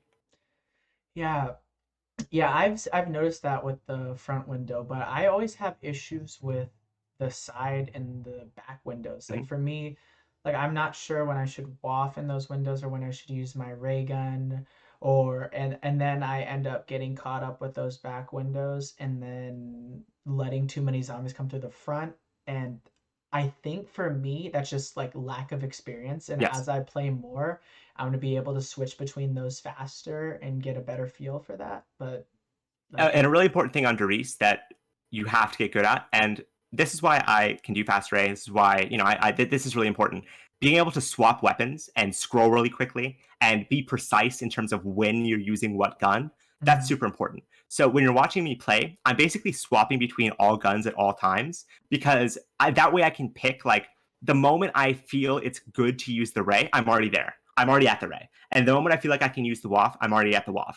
And one thing people don't realize is you swap super fast once you click reload, then swap. So don't just swap. If you shoot the WAF shot, shoot, then reload, then swap. Once you shoot the ray gun, shoot, once you're finished shooting the ray gun, reload the ray gun, then swap. And that cancel of the animation allows you to switch between guns really quickly. So you're not saying full reload, right? Like you're saying No, just start the reload. Oh, start the reload animation and then switch between guns. that makes sense. Yeah, Hmm. because one thing I've noticed is when I'm switching from The WAF to the ray gun, for instance, it's slow. yeah, Or the ray gun okay. to the WAF, you're pulling out the WAF, it's like super slow. Yeah, from ray gun to WAF, if I don't like precisely do switch with my X key because Hmm. I use X to switch weapon, it'll be slow. But if I like do it fast enough, it's a really fast swap. But Right. there's plenty And of so times that where I means, fuck and that the way you up. deal with that is reload first. Reload, then Mhm. like start the reload animation, then switch, you know? And also I have a, beyond the mouse wheel, I also have a like solid button, kind of like how you have X. I have a Mhm. button on my mouse where if I fuck up the scroll, I can double tap, triple tap, single tap, depending on which gun I want to get to. And I have that memorized. Um, and so that kind of stuff is like really important too, is like being able to, like in terms of camping the back windows and using the ray, deciding when to use the waff shots. Um, Being able to switch between guns basically gives you more options because let's say you have a couple zombies in front of you and it's like, I don't want to use the swap shot, but I also don't want to let the zombies stay behind me, shoot Mhm. the front, then kill them. So I'll just wait the swap shot. Much better to just be able to quickly switch the ray, kill them, save the WAF shot, you know? Yeah, that makes a lot of sense. And for me, it the having the concrete button to switch weapons is such a huge deal. Like I Mm-hmm. could not use scroll wheel. I feel like it's just not precise enough for me. I mean, I have a cheap mouse, so that's probably why, but like ever since I started playing keyboard and mouse, I've always used X to switch weapons. And sometimes I feel like I'm at a disadvantage for it because You are. when I'm trading, like I have to do a little reach, so I basically go up to the box on Ascension and I have my crossbow out, so I do X to switch, F to pick up, double tap X to get back to the crossbow. And I'm doing this all while I have to turn with like the WASD, and it's just a That's lot to tough do. mechanically. But That's tough. I managed to do it. But if you fuck up my slots, like if I get my slots messed up, I don't know what to do because That's brutal. I have my order memorized. Like I'm always gonna be double switching from the Crossbow. the third weapon to the T gun, Okay. or from the or doing a double switch from the T gun to the crossbow, I all got that you. kind of stuff. Yeah. So like on Derice, I've noticed a lot of people don't really care about their slots as much. Yeah. But for me, if my slots manage to get messed up, I would not know how to play Tommy Room and everything. So I have to keep my slots the right order. And sometimes that makes you play slower because you see like a ray gun in the box when you're ray gun Hmm. trading. You're like, shit, I can't pick this up in my second slot. So I need to take another loop because I don't have time to switch Hmm. before I pick up the weapon. And yeah, that's just something that's going to lose me time. But I mean, I think it's worth it to lose a little tiny bit of time for me and be comfortable with what I'm doing rather than like having to do something that's uncomfortable. You can become comfortable with things though. So Yeah. the reason I swapped from controller to mouse and keyboard when I did speedrunning, uh, controller is really good on first rooms Mm-hmm. because one part about first rooms is slow walking and being being able to time as you run past zombies. And what that means is on keyboard and mouse, you're spamming the W key. Sorry, yeah, on keyboard and mouse, you're spamming the W key. You're like tap tap tap tap tap tap tap, tap to kind of like slow walk. On Mm-hmm. controller, it's just a matter of changing how hard you press the joystick, right? Mm-hmm. So that's huge. But then on high rounds, the aim with controller sticks fucking sucks. And when you want to do speedrunning, you got to have good aim. You got to be precise. You got to be, quick at killing. And there was a couple months where I didn't play very well because I was on keyboard and mouse. I had to learn, but I learned it pretty quickly. It took me like a month or two, and I was playing way better. And that has been such a good investment in time. It's not going to take that long to learn how to switch weapons. But I think if you do it, it really is helpful to do. It's helpful. It's worth it. It's kind of like putting in time with trade strat Mm-hmm. practice mod.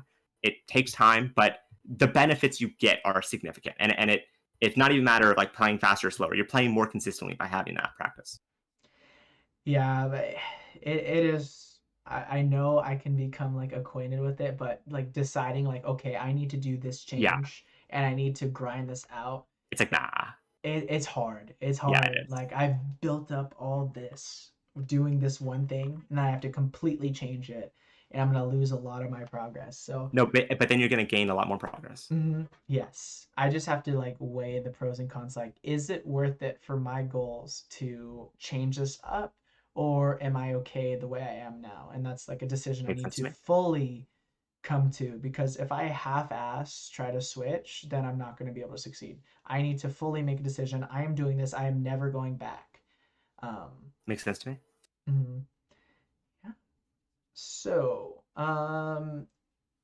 in that sub 29, how are your dogs? How are your drops? Like your RNG besides the box? I know you said you got an early waff and an early Ray ray gun. gun. Like, how is your RNG besides that that allowed you RNG to? was solid. The drops were not exceptional, but that's not a big thing in terms of 30. Mm-hmm. Um, it's like you just want like one key max and maybe one insta. Um, Dogs were like 6, 11, 16, or sorry, that was a 6 or 7, 12. Yeah, 7, 12, 16, 21, 25, 29. Okay. And so the 21, 25, 29, obviously pretty big. Um, that's more maxes, and also of the 30, like, think like 21 through 30, 21 through 29. The more of those, like 3 of those rounds being dog rounds, big time save, versus like 2 of those rounds being dog rounds. Yeah. So that was pretty good. But yeah, beyond that, there wasn't really much else to say about that.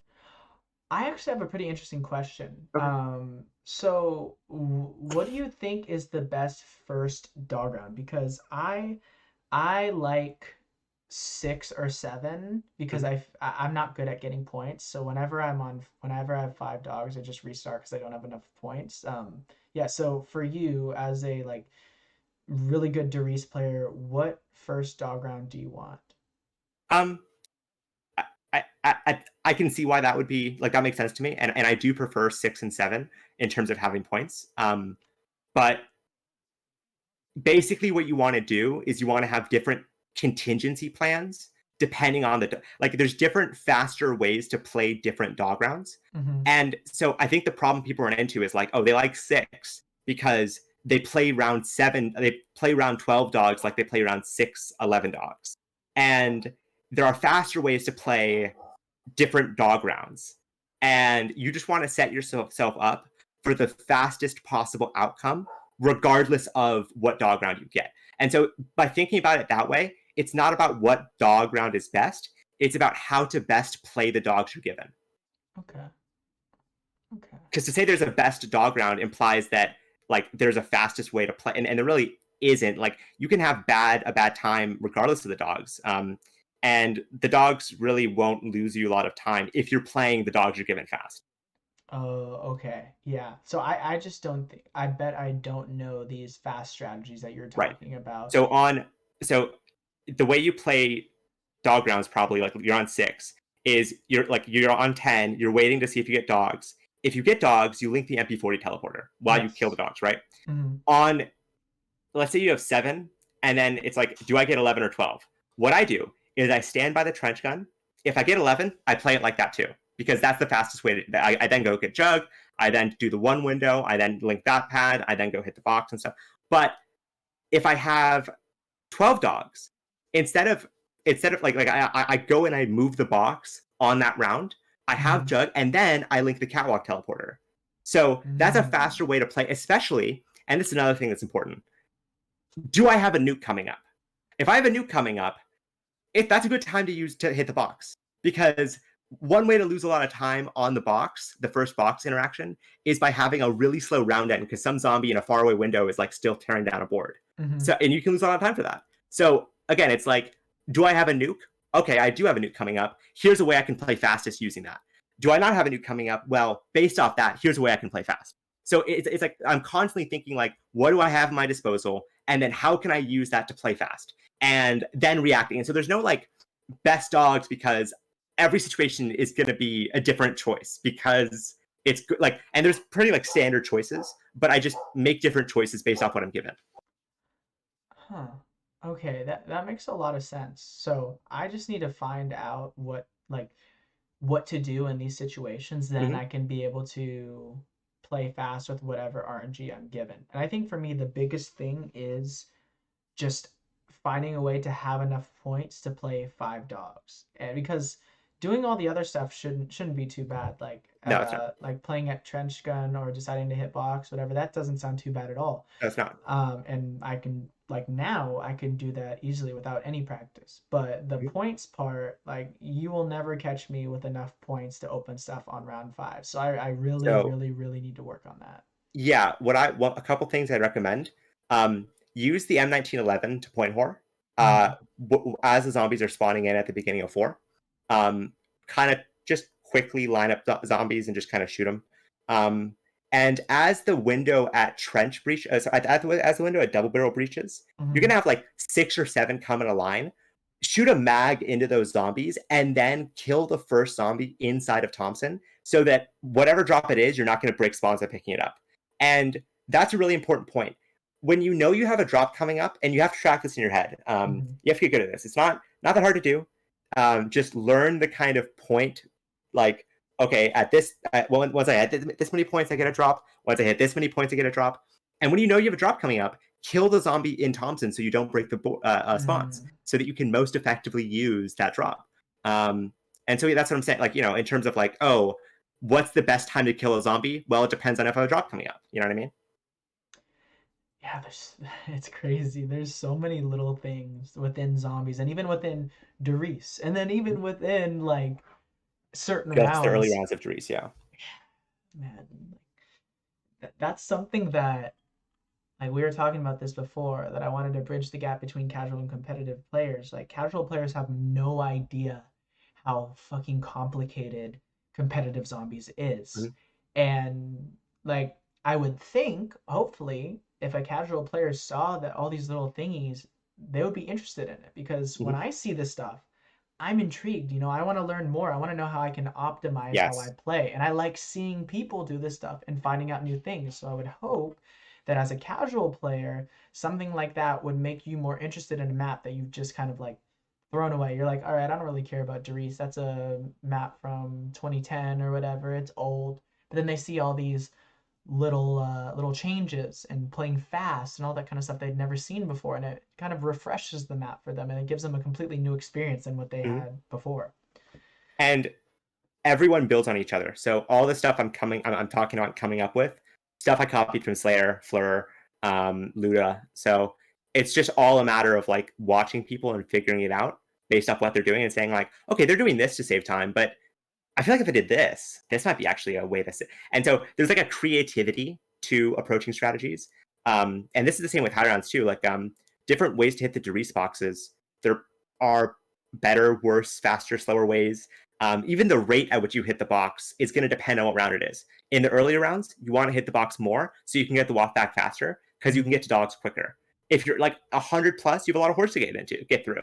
Just make sure you're killing hordes consistently. Get a couple hits on the box. That's going to be more important. So stuff like that, like you have to kind of start paying attention to. But what I would also say is don't copy people, as in don't just try to do what they're doing like mechanically. Mm-hmm. Recognize that you're not there yet, and that's fine. That's like no one expects you to be, and no one should be. If you were, that would be kind of an insult to all the people who put a lot of time in, frankly.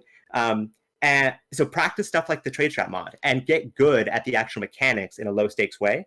But then, yeah, look at what people are doing and saying like, why are they doing it? Not just like, why am I like, oh, I hold a claymore because people say to hold a claymore. Like there's a reason why people hold a claymore when they flop on buried, right? They're like, Mm-hmm. so recognize why that is, and yeah, that's really helpful for learning. It's like why someone's doing this on purpose. Like, why are they doing it? Yeah, and if you just copy paste what people are doing, you're not going to be able to like further improve it. Because if You're you missing the understand, point. yeah, what? I'm missing the point. You're missing the point by just copying people. Yeah, yeah, yeah. Like, If you like understand why somebody's doing something, then when you're doing it, you can find ways to make that even better. But mm-hmm. if you're just copy and pasting what they're doing, you're never going to improve that. That's just what you're going to do. So it's better to understand things deeply so you can see faults in it, you can see ways to improve it, and then you start to make that better. Then other people see that. And it's kind of just like a chain reaction where people are understanding why others are doing stuff and then making those slightly better, and then Yes, another person makes it slightly better, and then eventually you have this huge time save exactly. that everybody's going to end up using. Yeah. Well said. All right. So, we talked about the Riese 30. We talked about the Riese sub hour 50. I kind of want to just talk about the map in general. Because it seems like if you ask any BO1 player, like objectively, what is the best map in the game? You're gonna see a lot of people say Derice. Yeah, And I know you hate the question, like, what is your favorite map? I do But hate that question. so I'm not gonna ask that question. I'm gonna Right. say, why do you play Derice? Yeah, there's because of the creativity and complexity. Um, but I will say a lot of other maps have gotten really interesting. So, like for instance, five, the Hmm. trap strategy on five, so interesting right now. Like watching, yeah, just watching the best like Jermaine, Slayer, Cryptic. I mean, just all the like five players that are really fun to watch. Like, I mean, Umesco too. I mean, that strategy he had to camp the early rounds and to use the trap and with double tap and just so cool to watch. Like, and so I think what is really cool about Derice that most other maps don't have, partly is the points.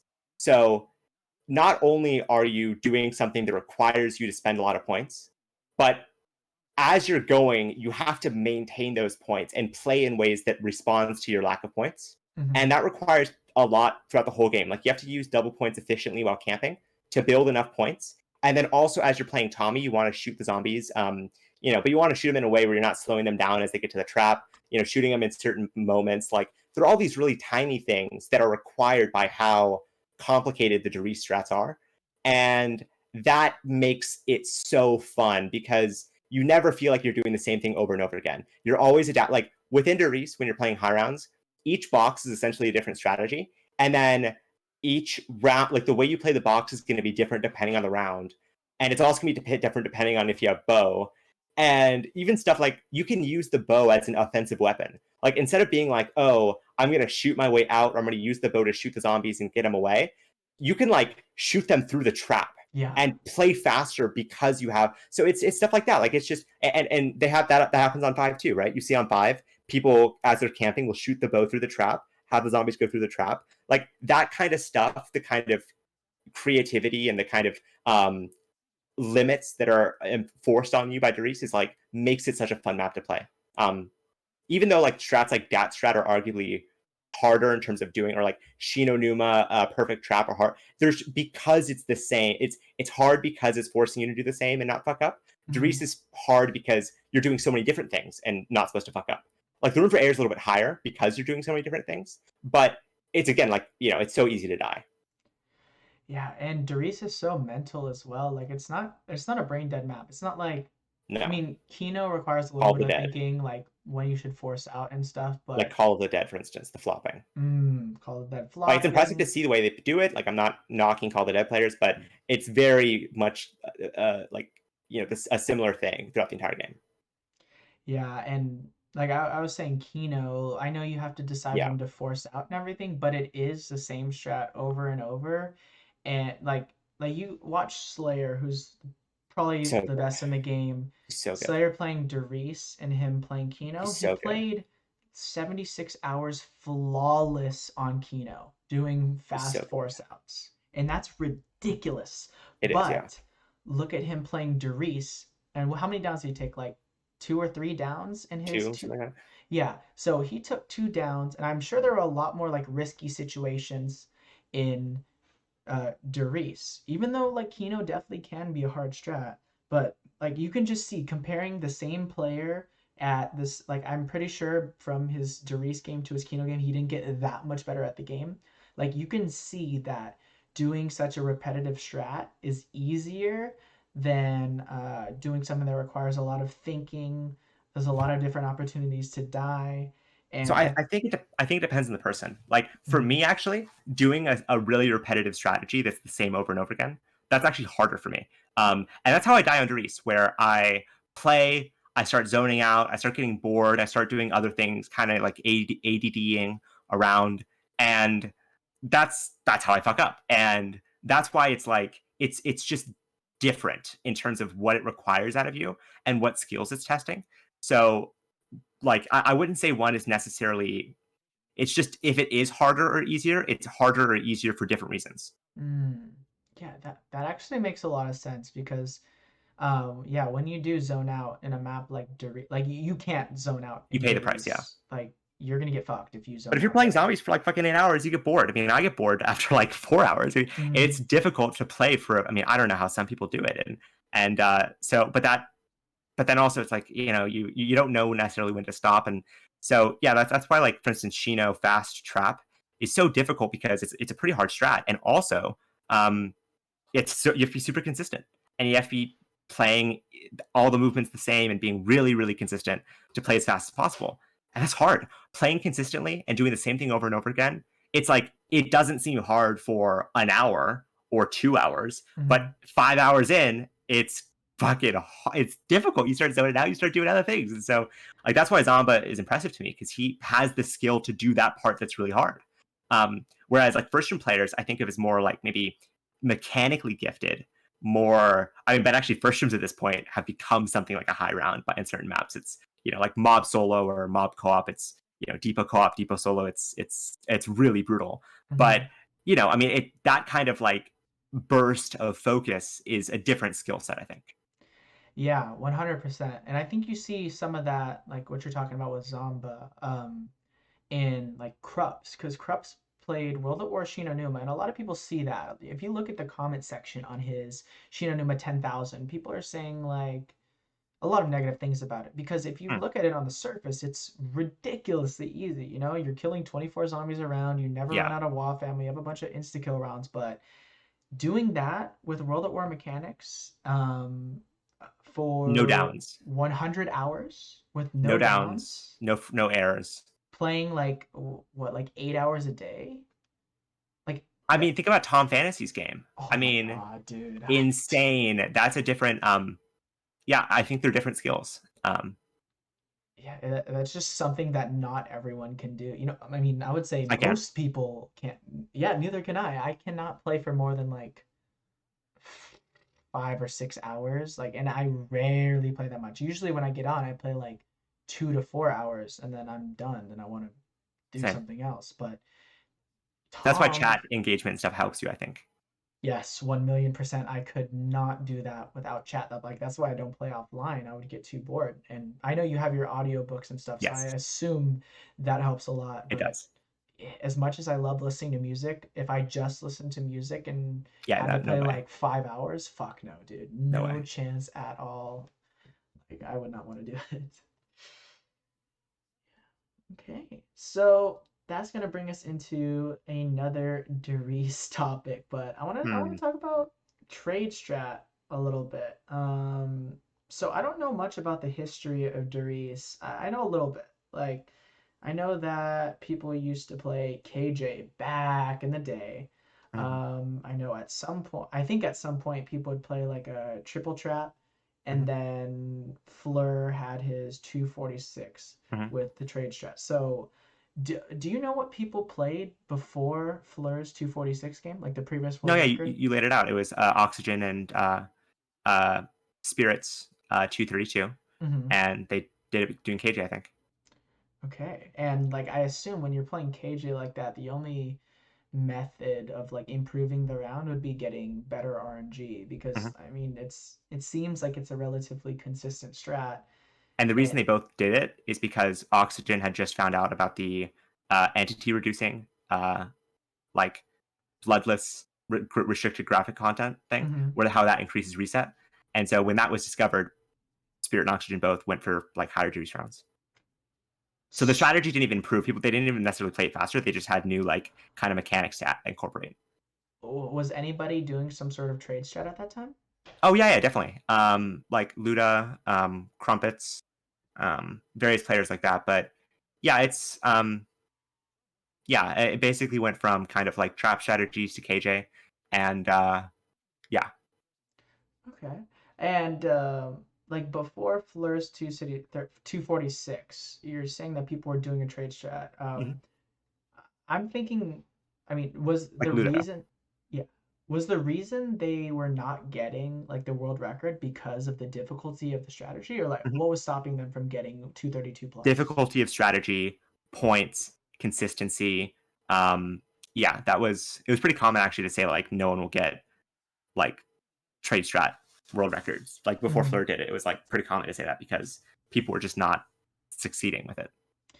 Yeah, I honestly thought I still can't believe that these games are happening. It's just surreal to me that I see the way Darius players play, you, Fleur, Slayer, and I see all the risks you guys take, and I can't comprehend how you do that for like 78 hours or however many hours the I reset mean, is. I haven't, right? Yeah, like Right? I mean, that's like, and Slayer's a fucking god, right? And so is Fleur. So it it yeah, it's really difficult. yeah, and they're gods, and it still takes them So so long. Oh my yes, God. Like the Riese command that Slayer had where it just had all his failed games, whether it was like a quit out or a death or anything like that. It was just like he had to make two commands because it didn't fit in one command of all the ways his Darius games were ending. And like this is top two, top three player in the world, yeah, and it's he's hard to still emphasize how good he is. I mean, even when he plays stuff like first terms, it's he's getting like insane. Like Quickside Soul is one of the hardest first terms to play, Mhm. and I think he got a 30 on it. I mean, it's like that's like I mean, he is so gifted mechanically, but also in terms of his intelligence when it comes to Mhm. understanding the game, and it's still taking him a lot. So that's it's really important to realize like obviously that I think that gives people more of an appreciation for how impressive and impressed they should be, but also with like be kind to yourself if you're not doing Mhm. that because it's very I rare mean, anybody nobody's can. gonna do that. Like, It's you very know, yeah, it's almost it's so difficult to do. yeah. So, I've noticed that over time, like trade strat does not stay the same at all. Like, it seems like Mhm. there's been a lot of little innovations that have like may have improved the safety or may have made specific boxes faster. Are there any like innovations that you can think of, like any notable innovations that have made Since trade Slayer's strats game. significantly faster? Like from the 246 to the 250, essentially. Oh yeah, Slayer just did like everything that better. I mean, he just did like it better and played Mm-hmm. instas really fast and used BCC, which is short for beta cuckold chokehold, a strategy invented by Fleur, and which you can basically extend your WAF so that you're killing more zombies per round, but at a slightly slower SPH. But just the more zombies it's better. Um, where it basically is a triple strategy where you kind of camp a couple shots in Thompson. Mm-hmm. I'll send you the video with the strategy so that you can kind of link it if people want to check it out. Okay. Um, but that's something Slater did for extending the WAF, and he knew when to hit the box and when not. I mean, he did everything really well. So, and since then, there hasn't been a lot of improvements. A few examples might be kind of ways of playing the Thompson a little bit faster, not that much faster, and it's way riskier. And then also a way of playing the MP40 faster, where instead of 3 hits and 1 trap, you get 5 hits and 2 traps, and that's pretty good. That's pretty significant. But it it's hard to emphasize how good Slayer's game was and how impressive it was and how likely it is to stay for well, like a significant amount of time. There's not much since then. Yeah, I'm honestly really excited to see if people are gonna make like new innovations with it. And And I I'll mean, also link the MP40 faster strat as well. I can send you that so that people can check that out. good, because I'm actually curious to see that. Yeah. Because I mean, that box seems to be pretty slow, and I also, when I've done it, I seem to not time it correctly. Mhm. Um, because half the time I get like a zombie coming down those stairs on my way up after the third hit, and I don't really know what I'm doing wrong. So that would be good to look at. And with so I have a question about BCC. How do you know when to use BCC? Like when is it faster to use it? Like yeah, why would you use BCC over just playing regular trade strat? So the question is, when is your next trade? When was your last trade and when's your next dogs? So your dogs are either 4 or 5 away. Mm-hmm. And let's say you're on 88 Okay. and dogs could either be 90 or 91 Mm-hmm. and you get to 89 and you have a waff left. It's like, do you want to spam this waff and then risk getting a slow trade and then missing a max? like if you're doing a slow trade, you're playing like 30 something SPH, Mm-hmm. and then you don't even get the WAF back, and then you miss the max, and so you're playing even slower. And so Mm-hmm. in that situation, just doing kind of a trap strategy where you're playing like 19 to 20 SPH, and maybe you get the dogs, but even then you're gonna play the next round 23. You're not losing a trade. You're gaining points because you're not trading. I mean, that like there are benefits, and it's gonna depend on what the kind of like game picture looks like. Again, it's like you have to have experience with it. It's not something that's as simple as like if this then this, if this then this. I mean, it is that, but you have to learn that. Mm-hmm. Okay. So yeah, there's a lot of situations and you kind of gotta like decide whether it's worth it or not. And it's all about taking the risk. Like, do you want to? And most of the time, you don't. I mean, you're on 89 or 88, and you could get 89 or yeah, 88, 90 or 91. It's like I don't know. I'll just play a little bit faster. I don't know. Mm-hmm. Like I'll play a little bit slower, but in the goal of not losing this whole game. Yeah. Is there a point where you only run BCC and stop spamming throughout the game? I think later in the game, it could be, but it's really situational dependent. Okay. Yeah, I mean, Which is what I mean. Watch Slayer's games. He really is the gold standard in terms of how he played it and when he decided to do what. It's very impressive. I can't yeah. recommend that enough. Did he end up uploading his game yet to YouTube? I Because I think it's on his Twitch, right? oh, okay, yeah, probably highlighted on there. All right, makes sense.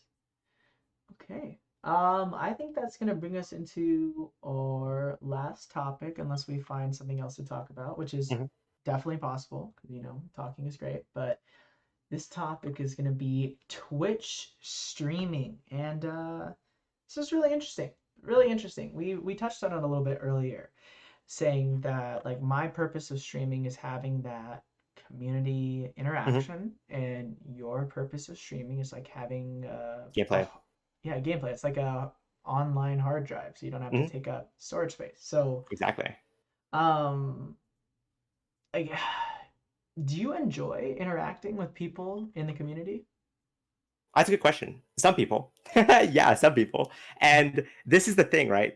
People will say the community is toxic, and it's like some people are toxic.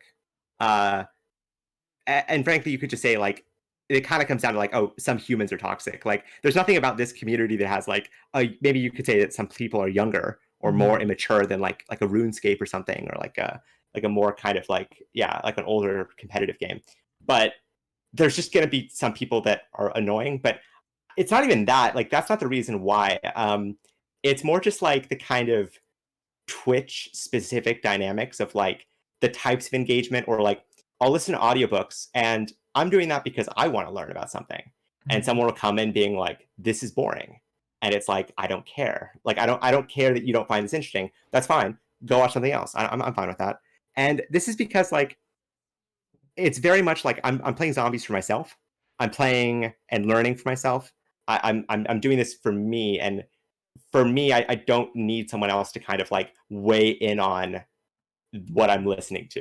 Mm-hmm. And I don't want to have the pressure to engage with people. But I do like engaging with people. And so some people that come in and engage, I like talking to. I mean, there's a lot of people like LV's, Delth, Fleur, Tima, people that I really like and I like hearing from, and I think are smart and interesting, and that when they say something, I give it time because I know they put thought into it. It's like I'm not. It's not just like, oh, I have to kind of drag something out of them. They're saying something thoughtful and adding value for me, and so that kind of dynamic I like a lot more than just the general like, oh, how are you doing, like, like times command, downs command sort of Twitch interaction.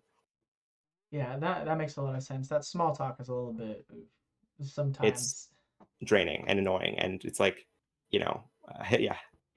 So, have you ever considered so let's say you have Stealth and Fleur and me in your chat, and you want to have a Mhm. meaningful conversation, and like these people or we don't have the ability to get into a voice chat with you. Have you ever considered turning your mic on and having a conversation with the chat like I that? totally have. Actually. Mm-hmm. Yeah, I totally have, and it doesn't happen as much, but I totally do that. But it's like I do it when I have something to talk about or have something to say with people. Mm-hmm. And but I'm always, if you also notice me playing, like I pause a lot. I pause a lot. I go do other stuff. I kind of don't just do that. And so that does two things. First, I can talk in terms of typing with people, but also uh, if I'm pausing a lot, people get like annoyed if because they're expecting me to be there and Hmm. play all the time and like at a rate for them. And it's like, frankly, that's not what I'm doing. That's not why I'm doing this. And so yeah, like I do that and I enjoy doing that. And again, it's like I'll join Discords and talk with people, but um, yeah, I'm very much like I like talking to people. I'm not necessarily a introvert, Hmm. but I have to want to talk to the person. It's not just a kind of like formality sort of thing. Okay. Yeah, that's definitely understandable. So, do you, let's say hypothetically, you have three options. Um, you can listen to an audiobook without really interacting with Mhm. people while you're playing. You can talk in a voice chat with people while you're playing, or you could have people type in the chat and you respond to them verbally as you're playing. What would be the most ideal option for you?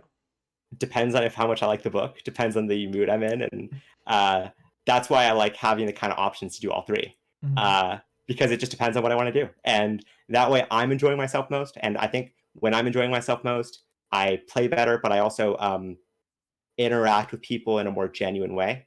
Um, I'm more real. Like I don't have a need to be like, oh, I'm doing good. You know, like if things aren't going well, I just want to interact with people and I'll kind of take space for myself, and that's fine. I don't need to have the pressure to put on the fake smile and hey, how's it going? Oh, thanks for the follow. Like I don't have that need to do that, and that's a lot of like pressure and feels like I can be more real with people, and I like that. Yeah, Good to see sometimes, you again. Oh, welcome back. It's been oh yeah. Oh, you still doing that one thing you said that I remember about you? Oh, okay, nice. that's now that I think about it, it's kind of interesting. I feel like a lot of the BO1 players that stream kind of do the same thing as you, but Yep.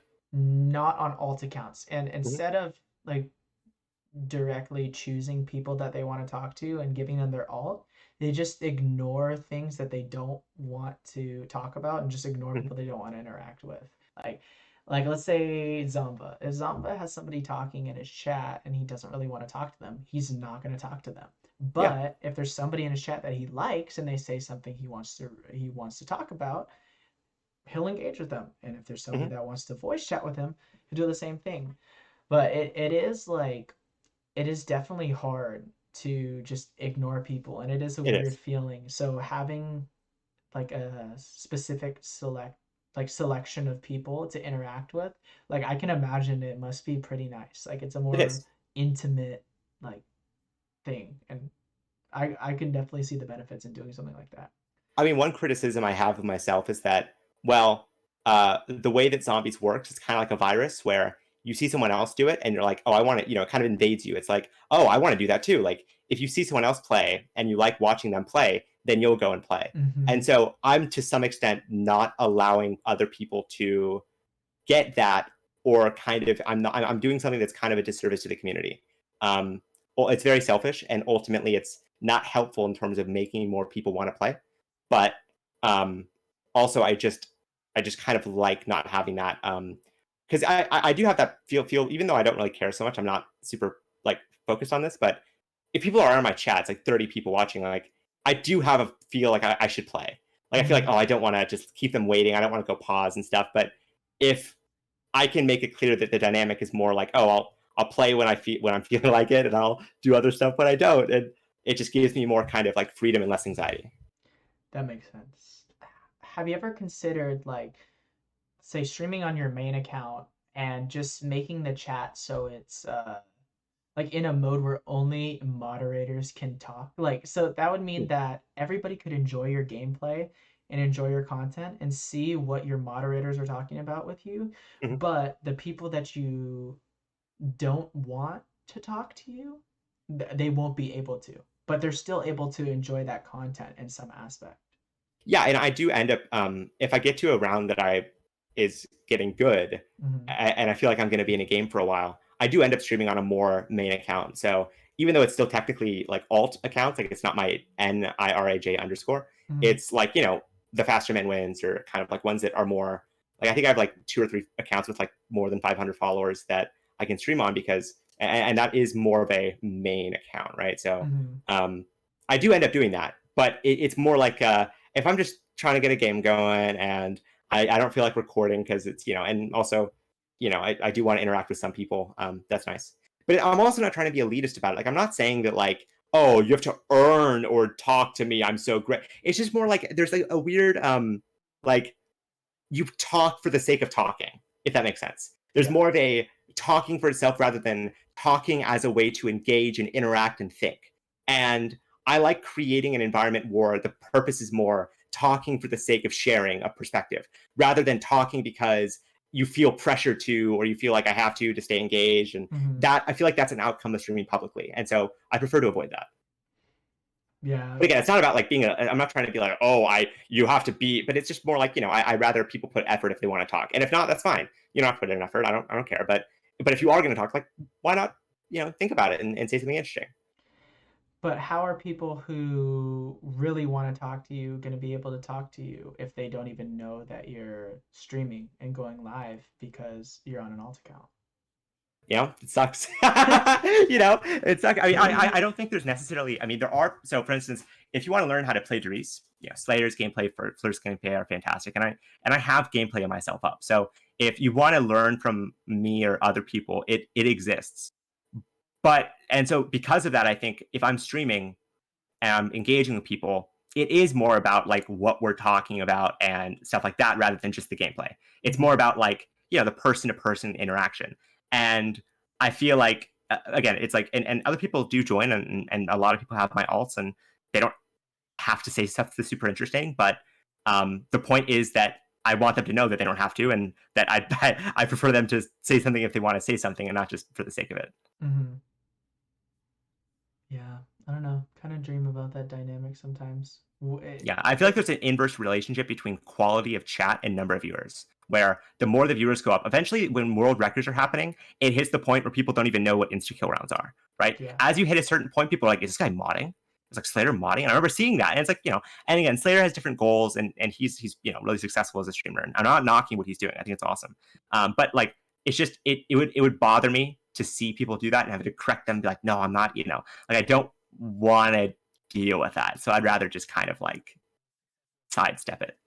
Yeah, when I was on Ascension Instas, I definitely had a good amount of people come in there and saying like, "Bruh, how are you like killing these zombies with the M14 at this rank?" And I'm like, "I don't understand." And then you have the people that are asking like, "Wait, why'd you just get rid of your thunder gun? Wait, why are you hitting the box? Oh, Yeah. why? Wait, why don't you pack a punch your thunder gun like as soon as you get it? And why don't you keep the ray gun, bro? You just keep getting the ray gun and putting it back in the box. What are you doing?" And I get it, they don't know and they're asking a Hmm. question and it's fine. And I feel like if I didn't know, I'd ask that question too. Yeah. But also, I just when someone says something, I want to respond, I want to engage. I feel bad ignoring them. And Mhm. so I'd rather just avoid that altogether. Yeah, and that's okay. Like you're not the person in the community that people are gonna go to with questions about the game, and that Now, see, that's. I will answer like so. For instance, there's one guy who has messaged me about specific Doris questions. So Mhm. if anyone has a specific Doris question about how to improve, how to get better, how they can attempt to do something more about the game, that's awesome. I'm totally going to engage with that. My problem is the generalized questions, which you can frankly answer for yourself, and Mhm. that is kind of just more an indication of like instead of googling it or looking it up on YouTube, you want me to take time to engage with you, and I just think that's not fair for anybody. But again, I will, if it's a specific question about how someone can improve, even like I will watch people's gameplay and I will give them straight feedback, because if if it feels to me like they're being serious, it feels like they're really trying to engage, and I'm down with that. I like that. So, so I know this is a little bit off topic, but let's say you're in a world where you are a Twitch streamer, like you're actually streaming on Twitch consistently on your main account, Mhm. and you're getting followers, you're getting viewers. Do you think you would find any pleasure in growing on Twitch, getting more followers, getting more viewers, all that kind of stuff? Not for its own sake, like not as a goal within itself, but if that allowed me to do things that I thought were cool and interesting, then I would find that awesome. So, like your example of how with Obey Undead, you like making content and being a part of that allows you to without like as much friction, like without the editing and all that stuff, like Hmm. just put it out there. That's cool, and that means that you're doing something for a purpose that you enjoy. Just simply having more viewers watching me actively, just having more people chatting, just having more people saying what's up isn't within itself interesting to me. And it's not something that I would strive for or feel pleasure from. So when you post one of your speed runs, like a Mm. 30, 50, 70, 100, whatever on YouTube, the views, they don't affect you at all. Like if No. you see that you get more views on one video than another, it doesn't, you don't think about it at all? Uh, I guess a little bit. Like it's not like totally absent from my mind, Hmm. but I don't think about it in terms of like, how do I fix this because I got less views? Like, how do I make this better? Um, and also I don't upload a lot, and so when I do upload, I'm putting something out that I think is cool, Hmm. and it's because I think it's cool. I'm not so interested in if like if some random guy is like, this isn't. It's like, I know it's cool, so I'm not going to be affected by this guy's opinion, and so it's like, yeah, like I think about it, but I don't try to fix it if it's not going in a way that I think is awesome. Like if that makes sense. Yeah, that's a mental state that a lot of content creators just cannot get to because I've talked to a lot of streamers that they just turn off their viewer count because they can't handle seeing the view count being low. And Whoa. that's a solid temporary solution, I think. If seeing the That's low a viewer count messes with you, turn it off. But like that's intense, actually. yeah, I mean it That's does like the fuck with girls who you. are like sad that someone's not commenting on their Instagram or like not getting enough likes or something. It's that's you got to question like what are you like what's the point of all this? What's the point of Mhm. having viewers? Like what are you doing the having viewers for? Um yeah, for as a thing within itself, I don't understand it. So, I mean, it subconsciously you think that your content is worse because if you generally get 30 viewers average and then you Mhm, see yourself get 10 viewers, you're like, what am I doing wrong? It's not necessarily like, oh my God, I have no viewers. I'm so sad. It's like, mhm. well, why do I have less viewers? Like, am I doing something wrong? Am I not able to satisfy the people the way I usually do? And like that kind of thought, like it'll really mess you up. And a lot of I people bet. end up taking breaks from streaming because of that. Like that's a huge part of streamer depression. What Wow. sounds No, like a I really believe big that. yeah. 'Cause Like a burnout kind of thing. I believe mhm. that. Yeah, I had an issue with that for a while, because your views are always going to fluctuate. You're not just going to keep growing. There's going to be some point where you hit that peak and it's going to go down. And it really depends on the time of day, your Mhm. consistency with streaming, what people are doing. Like you can't control What you're if what you're people, playing. what you're playing as well. Like some people are just really busy, and you might be at a time of year where there's not a lot of people watching BO1 on Twitch. Yes. Therefore, you're just not going to get viewers no matter what you do. But you gotta people gotta understand that. For me, I didn't understand that for a while. Seeing How'd you deal with it? how did I deal with it? So I tried the turning off viewers thing. I didn't like it because I was just always curious how many viewers I had. So just having no viewers or not seeing the viewers was actually kind of worse Mm. than seeing the viewers there. I would rather see low viewers than not know what they are at all. That's just kind of being like a control freak or whatever. But Let's um, say that you have low viewers and you think to mhm. yourself like, why is this happening? Um, and you think, oh, well, this other game might get me more viewers. Is that what you'll do? Is that other game the thing you'll play? So in the past, maybe. Okay. So in the past, if I saw that I was getting 10 viewers playing Black Raid Ops Shadow 3, Legends. Raid Shadow Legends, or if I was getting 30 viewers playing BO1, that would definitely be an incentive to go play BO1. But then again, it depends because what if I had 10 viewers and I had a chat that was super engaging and I love like having conversation with them? Or if I had Right, 30 viewers and it was a bunch of people that were just lurking and not saying anything, I right. would rather have 10 viewers where people are talking to me than 30 viewers where no one is. That's what I'm And saying. Quality over quantity. That's exactly why I stream on an alt because mhm. you can control the quality and it makes for a better experience. I'm not advocating for streaming on alt. I really think what I'm doing is somewhat selfish. And if I was more, there's also kind of like a whole like when I'm playing, I'm trying to unwind. I don't want to, I'm doing other stuff, but it is kind of selfish for the community perspective. Like I should be engaging with people, Mm. but I mean, you understand what I'm saying then. Like that, the quality of the engagement is what I care about, and so the viewers are not. Sorry, yeah, the viewers are not what I'm looking for. Yeah. E- As much as like I love the quality over quantity thing, Hmm. like it still gets to me a little bit. Like when I'm streaming and I see the viewers and they're lower than usual, I still think about it, and it's Okay. still like I still wonder about it, but this isn't something that ever goes away. Like you're always Okay. going to think about it. But the thing is, can you cope with it? And at this point, I can. Like Okay. I see it, I think How about exactly do you it. do that? If you like, because not that if you're off thing, but what else do you do to cope with it? So you can remind yourself why, like some possible reasons why you have less viewers. Like if I think to my head, all right, I'm streaming right now, and at the same time, Slayer, Zomba, and Fur are playing Black Ops 1. Hmm. And that will help me feel better about why I have less viewers, because I'm distributing or I'm sharing them with other people who are better at the game than me. Sure. Or if I'm streaming at a different time than usual, I will think about that and be like, oh, well, people that usually watch me may not be awake. They may be doing other things because I'm Sure. streaming at a different time. So I kind of just find reasons for why my viewers are lower. And then sometimes like I just get used to it, and I keep seeing those lower viewers, and I just don't think about it anymore. And I just try Hmm. to focus on the game, and I focus on the chat. But You don't it's think about as much how people just are starting to hate you and don't like your face and stuff like that. yeah. Yeah.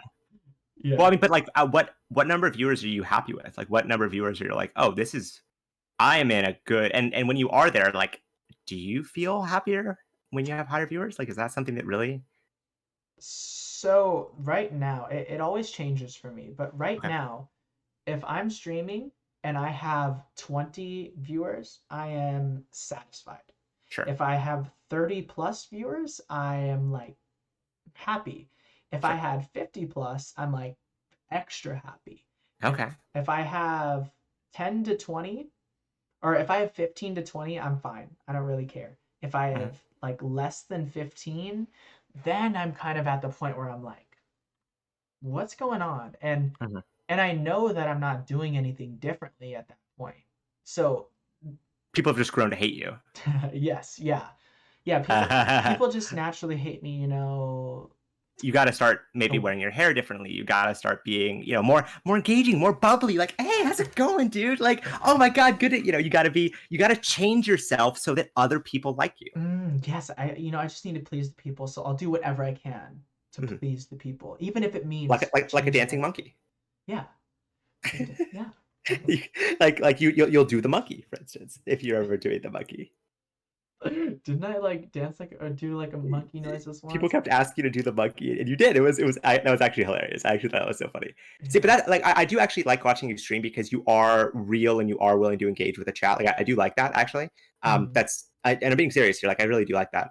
But I would caution like, and you already understand this, but like yeah, like don't think to yourself like, oh, externally people aren't validating me, therefore I'm less happy, because Mhm. you're missing the point that this is supposed to be for you. This is supposed Yeah. to be, and maybe it is for you that you like having more viewers, but I think that can lead to people being really like fake and not like almost becoming a character.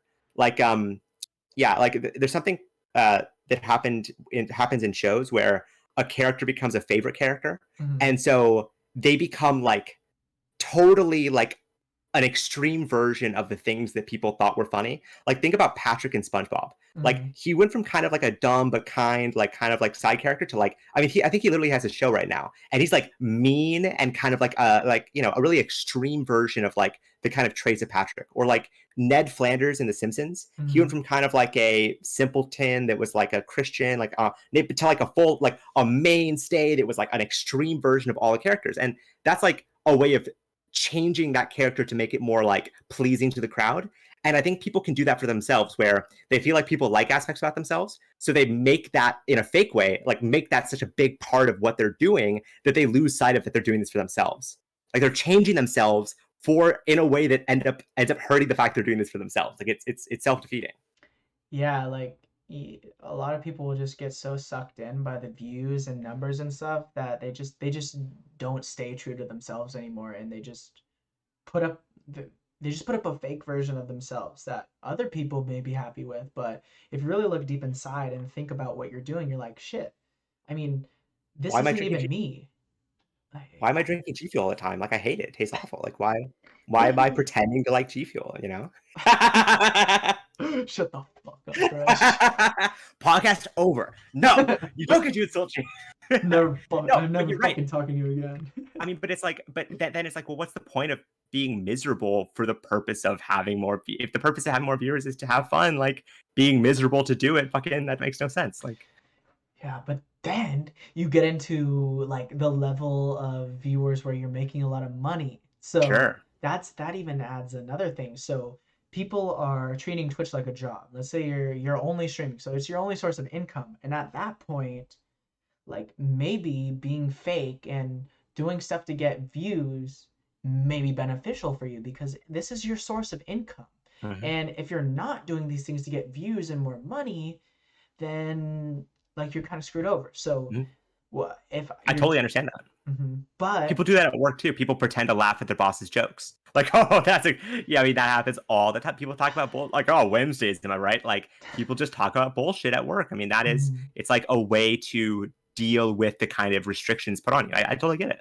Yeah, so streaming as a job, I mean, like there's just I assume if you treat streaming as a job, you just lose so much enjoyment of it. I Like think so too. like Or you're you not can. gonna be able to have fun, like have as much fun as you could if your goal is making the max amount of money possible. You just aren't. It's impossible to Yes. be 100% yourself and make the maximum money because you're gonna have to sell out doing something Mm-hmm. at some point. Like you're gonna get a sponsorship offer from something that you don't like, but you're gonna take it because your goal is money. Yes. Or And also because people will say like, oh, this is streaming actually worth it? And I think what's weird about our parents' generation, I don't know if you've experienced this, but our parents' generation is like, oh, well, are you doing something that will eventually make you money? Like, are you mhm, doing something that you can justify? Instead of being like, oh, I'm doing something that's like spiritually or mentally like enjoying and engaging, you have to be able to say, and that's making me money. You have to be able to say that. And so there are many reasons to be making money in a fake way or take a sponsorship beyond just like is that totally off? Like, do you see what I'm saying?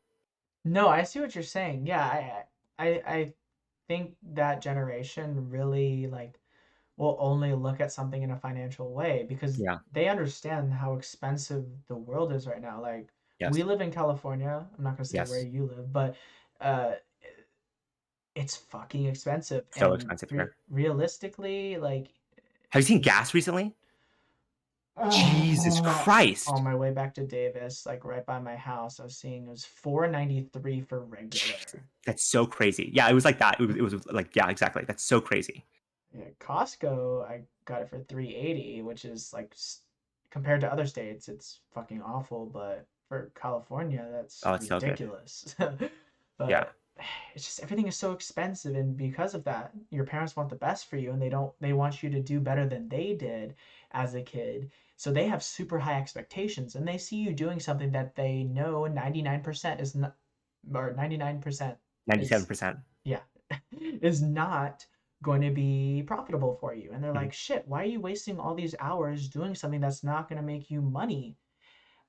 And it makes sense. It does make sense because they want the best for you and they want you to succeed. But Mhm. the thing they don't understand is that, like, just because you're successful money wise doesn't mean you're happy. Like you can't just work all the time and make a lot of money and be happy. Like Mhm. you need to find things that you enjoy. And that's okay if you It's spend good. yeah, like it's okay if you spend hours streaming because you enjoy it. Mhm. You don't have to make money from it. If you make money from it, great. Mhm. And as long as it's not like affecting your like other duties, like Mhm. great, you should keep doing that. It's healthy for you. But Yes, they, I don't know, they just can't see it, and it's it's so unfortunate. sad. And Yeah. I think also it's like in the same way with the viewers, like, so the goal is to make, and so as a side note, like, this is a very like, I'm not in a position where I'm like desperate for money. Like my Mm-hmm. family isn't, right? So for people who are really need money, I get it. Do whatever you need to do to make money. Get out of that. Like money doesn't buy happiness, but having jet ski money is better than having no food, right? I mean, there's like, it doesn't buy happiness, but it gives you safety and that's important. But Mm-hmm. I will say, if the goal is just to make money for its own sake and you're fairly comfortable and you're okay, I mean, that you're missing the point. Like the point of money is so that you become, or you get to enjoy your life more. But if you're using your peak hours of your youth, like, the time you're most awake, like in the morning till night, draining yourself all the time so that you can, when you're 65, go on cruise ships and then pay for your retirement home, I think you've missed the point. You've had your life stolen from you. You've missed the experiences you could have had along the way because you've decided, oh, if I just get money, I'll be happy. And you won't realize that's wrong until it's too late.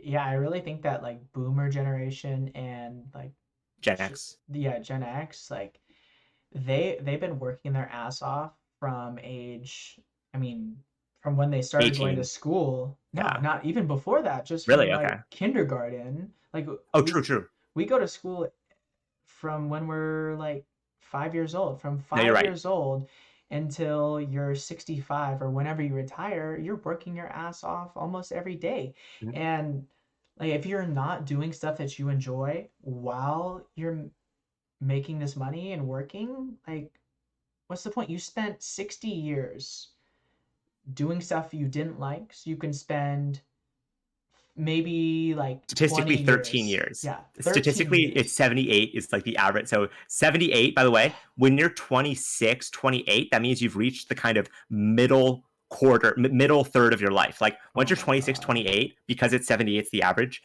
life expectancy. When you're like 26, 28, you've reached the first like part of the second third of your life. If that makes sense. The first third, second third, third third. You've reached the beginning of the second third. So when you're 26, you're already approaching that kind of. I mean, it's not like we have 100 years. It's not like we even have 80 years, right? So when you're retiring at 68, you're 13 years of being old.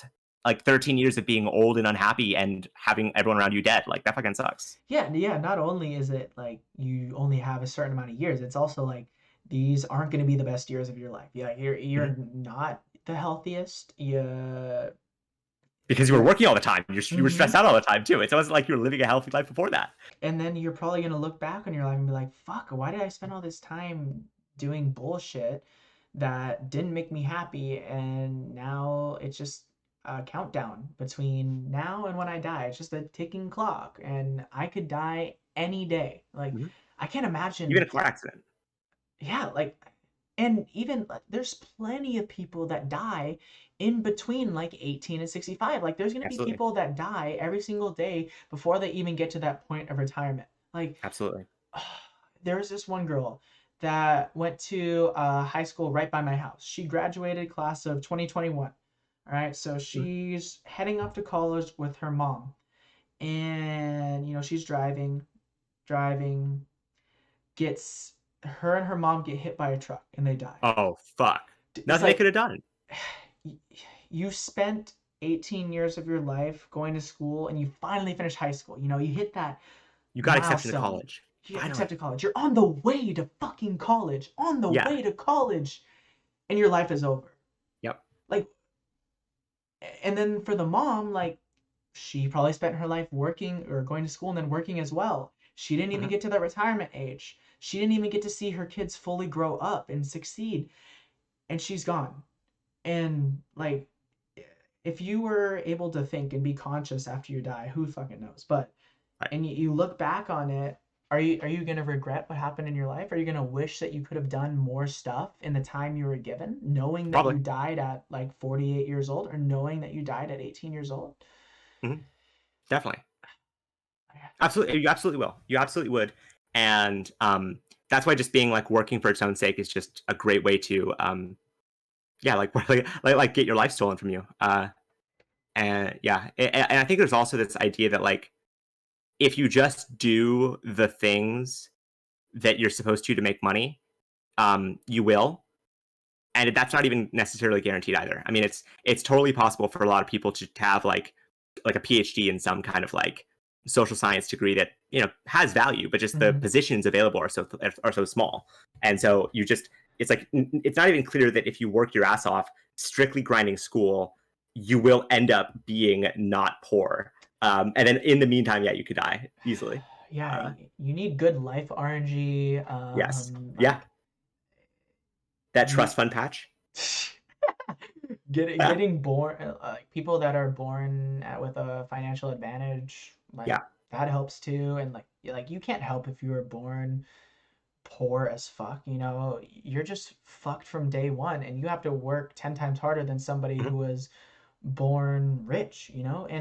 And no matter how hard you work, you know, there's still a big chance that you're not going to get anywhere. And maybe you fuck up when you're younger and you go to jail and you have like 10 years of your life taken away from you because Mhm. you fucked up when you're younger. And it's just, dude, what is the point of life? Right. Why live? Why don't Right. we all just kill ourselves? No.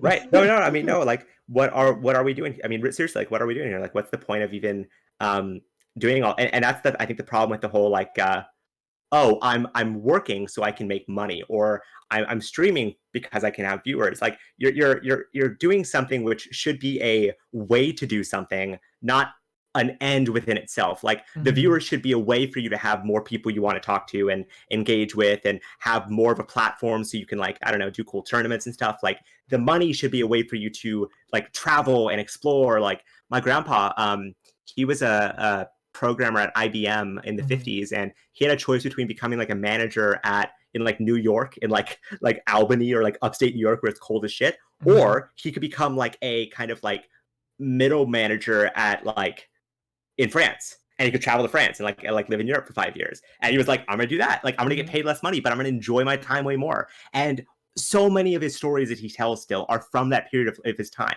If he's in Albany where it's cold as shit all the time and there's like nothing around, like he doesn't have a lot of stories to tell. He doesn't have a Mhm. life to share and remember and experience. And so I think we really need to start valuing the things we do as we make money rather than just money as within itself the kind of end goal.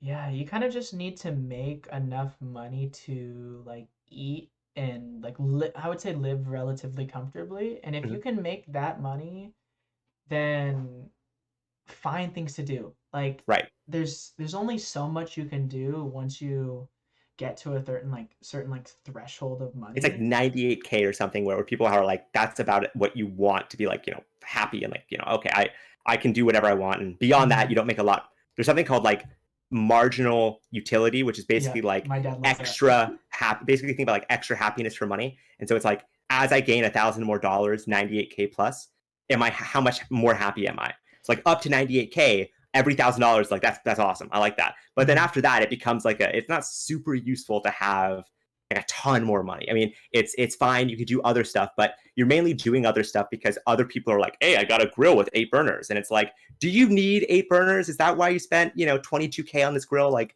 what do it just sits around all the time, like you know what I mean? Or a giant ass car which with a bunch of seats that guzzles gas you don't use. Hmm. Like, it's just spending money for the sake of it.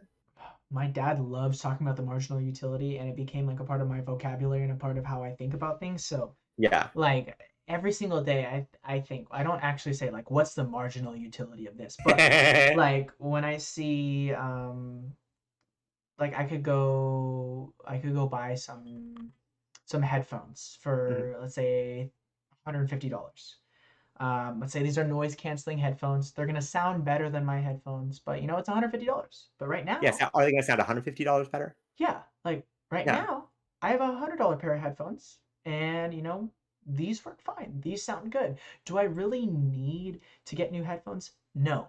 Is that sound quality difference in the noise canceling worth $100? Like, what's the marginal utility of it?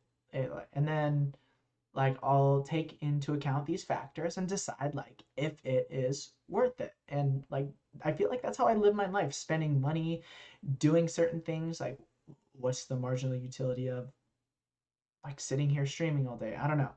And that's But what I was asking in terms of how many viewers at which you become. Like, what's the marginal utilities of 10 extra viewers? You kind of see what I'm saying? Like, that's mhm. what I was asking was like, Yeah, like what's the but all, difference between 60 and 70? Does it really fucking matter if I have 60 yeah. or 70 or 20 or 30? Is that really what you're and what you said was no, it's about the engagement and Mhm. it's about the people there, the quality. Yeah, like is $300 that I made in the month better than 299? It fucking looks better, but if Hmm. you look at it realistically, no. Is even 250 compared to 300, like $50, what can I do with $50? You know, I can get a tank of gas, but is it worth me spending an extra 12 hours with a chance of getting an extra $50? You know, I don't think so. You know, I have some money already, and that $50 isn't everything. So, It's like, oh, I could work like a paralegal job for 90K that I hate, or I mhm, could do a job that I enjoy for like 70K. And mhm, it's like obviously 20K is way more, and you can do more in terms of what you buy with 20 extra K. You can live in a slightly nicer apartment. You can have better. You can go out to food more. You can get nicer clothes. But it's like, is that worth going to work hating my life for like mhm, 10 years? Like, is that really worth? It's like, no, of course not. And that's the way the boomers when they're like, oh, like you got to make sure you're doing something that makes money. It's like, well, I want to make sure I'm doing something that I like, and then also I want to see how much money I need to make to live life and not, die a horrible like medical neglected life, like mhm. not have my teeth rot out because I can't afford dental care. Man, the boomers are fucking us over, man. They really Huge, are. I mean, yeah. they have some good ideas for sure. Like I really appreciate like the honesty, the loyalty kind of things that my dad has taught me Oh, sure. that was really like stuck into these boomers. Like you need to be honest. You need to work hard. You know, working hard is great. You should. You should. Hmm. But then there's other stuff that they learned and that has been ingrained into them, like the money making thing, where it's just like, I mean, yeah, it's good to make money, but is it worth sacrificing your happiness? No. And you know, a lot of them can't see that, and it might be too late for a lot of them to make a change. Like if you're 60 years old Hmm. and you already spent your whole life working, you might as well work those last five and then get Yeah, into it. But if probably you're not great to have a midlife to have an end of life crisis where it's already too Mhm, late to make a change. Like, just keep thinking what you're doing is good and be mhm. happy. Don't fucking freak out and kill yourself in a parking lot or something. Oh God.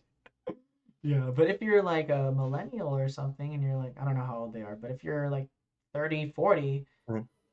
you know, you still have time to make change. If you're 40 years old and you're not happy with your job, you know, you might have to sacrifice a few years, like making less money, but in the long run, you're going to be happier and you're going to have a better time because you decided to do something that you liked 100%. rather than something that's going to just make you a lot of money. Absolutely. Man, life. Life is life. Zombies. Zombies. Zombies is life. Zombies. It all comes back to zombies.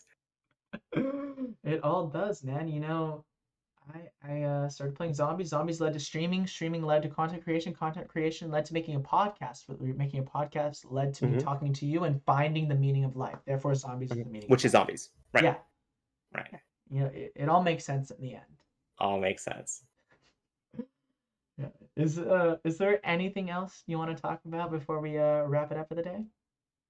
Um, Not necessarily. Yeah, I enjoyed learning about why you do what you do and what you're looking forward to in terms of obey and in terms of zombies going forward. And yeah, I enjoyed that. So I appreciate talking. For sure. And I feel like this is something I like. You asked me a good amount of questions, and I like that, you know? Like, yes, I'm the podcast host and I usually ask the questions, but, you know, I love to answer questions from people and elaborate on them. So, Yeah, yo, if you guys are watching this and you're a future podcast guest, do what my boy Niraj is doing and let's ask go. me questions. I fucking love it, dude. Yeah, because it's boring as shit to be interviewed. Like honestly, it's I'm curious about why you do certain things, and so I might as well ask. Yeah, like if you're just answering questions all day, you're gonna get bored. Hmm. But if you're able to have a legitimate conversation and it goes back and forth and you're hearing stuff from each side, Hmm. it's gonna be way more interesting. And also for the viewers, if they're hearing stuff from my life and hearing stuff from your life, It's going to be a lot better than just hearing me ask you simple questions and getting simple answers and just moving on. Absolutely. And it also makes the podcast longer, so more content, and we More love ads. more Yes. ads, bruh. What fucking ads? No ads. I mean, there's gonna be ads on my videos, but am I making any Right. money from them? No, I'm making $0 because I don't have 1,000 subscribers and I don't have 4,000 Oh, is watch that hours how from that last works year. actually? Yeah, Okay. like you don't make money until you're a part of the YouTube partner program, and Okay. I think it's called that. But and once you don't get into that program until you have 1,000 subscribers and I think 4,000 watch hours in the last 12 months, Dang. and Okay, yeah, that then you is still have different. to apply after you get those. So that's why I tell people, like, if you want to make money and you're a small creator, you should Twitch. do Twitch. Yeah, Like, Twitch. you're not going to make money on YouTube until you like build a solid foundation, and that takes time. I think YouTube takes more time to get 1,000 subscribers than it would take to get 1,000 followers on Twitch, but I mean, That everything makes sense. depends. Yeah. Um, so thank you everybody for tuning in to the podcast today. I hope you guys enjoyed. I know this was a long awaited episode and we definitely rescheduled a lot, but Yeah. Yeah, but we did. we are here and we dropped it today, Yes. October 3rd, 2021. I'm dropping it tonight. So if you guys saw this, we did record this like a few hours ago. So, Yes. you know, I hope you guys enjoyed it. And if you guys want a part two, drop it down in the comments down below. And if you guys want us to talk about more IRL topics, fuck yes. I We'll would see you in love. 9 months. No. We'll see them in a month. Then we're gonna reschedule, and then we're gonna see them in And then we're gonna 2 months. we're gonna reschedule a little bit more, and Yeah. no, this was fun. Wait. I enjoyed this for sure. Yeah. Wait, but this episode also might be rescheduled. It might be There's rescheduled a gonna be couple. some reason that I have to fucking Might delay be a it. couple, maybe a little bit. It got corrupted on your end, perhaps. Oh, he got corrupted. Nobody's ever gonna see this podcast because it got corrupted and the sound also wasn't recorded. So, yeah, it is what it is, boys. Thank you, everybody, once again. Thank you so much for coming on the podcast today. I had a really fun time, Me and too. I've been really, really excited for it. So, All right. any last words? No. No. Thank you guys, and I'll see you in the next one. Peace.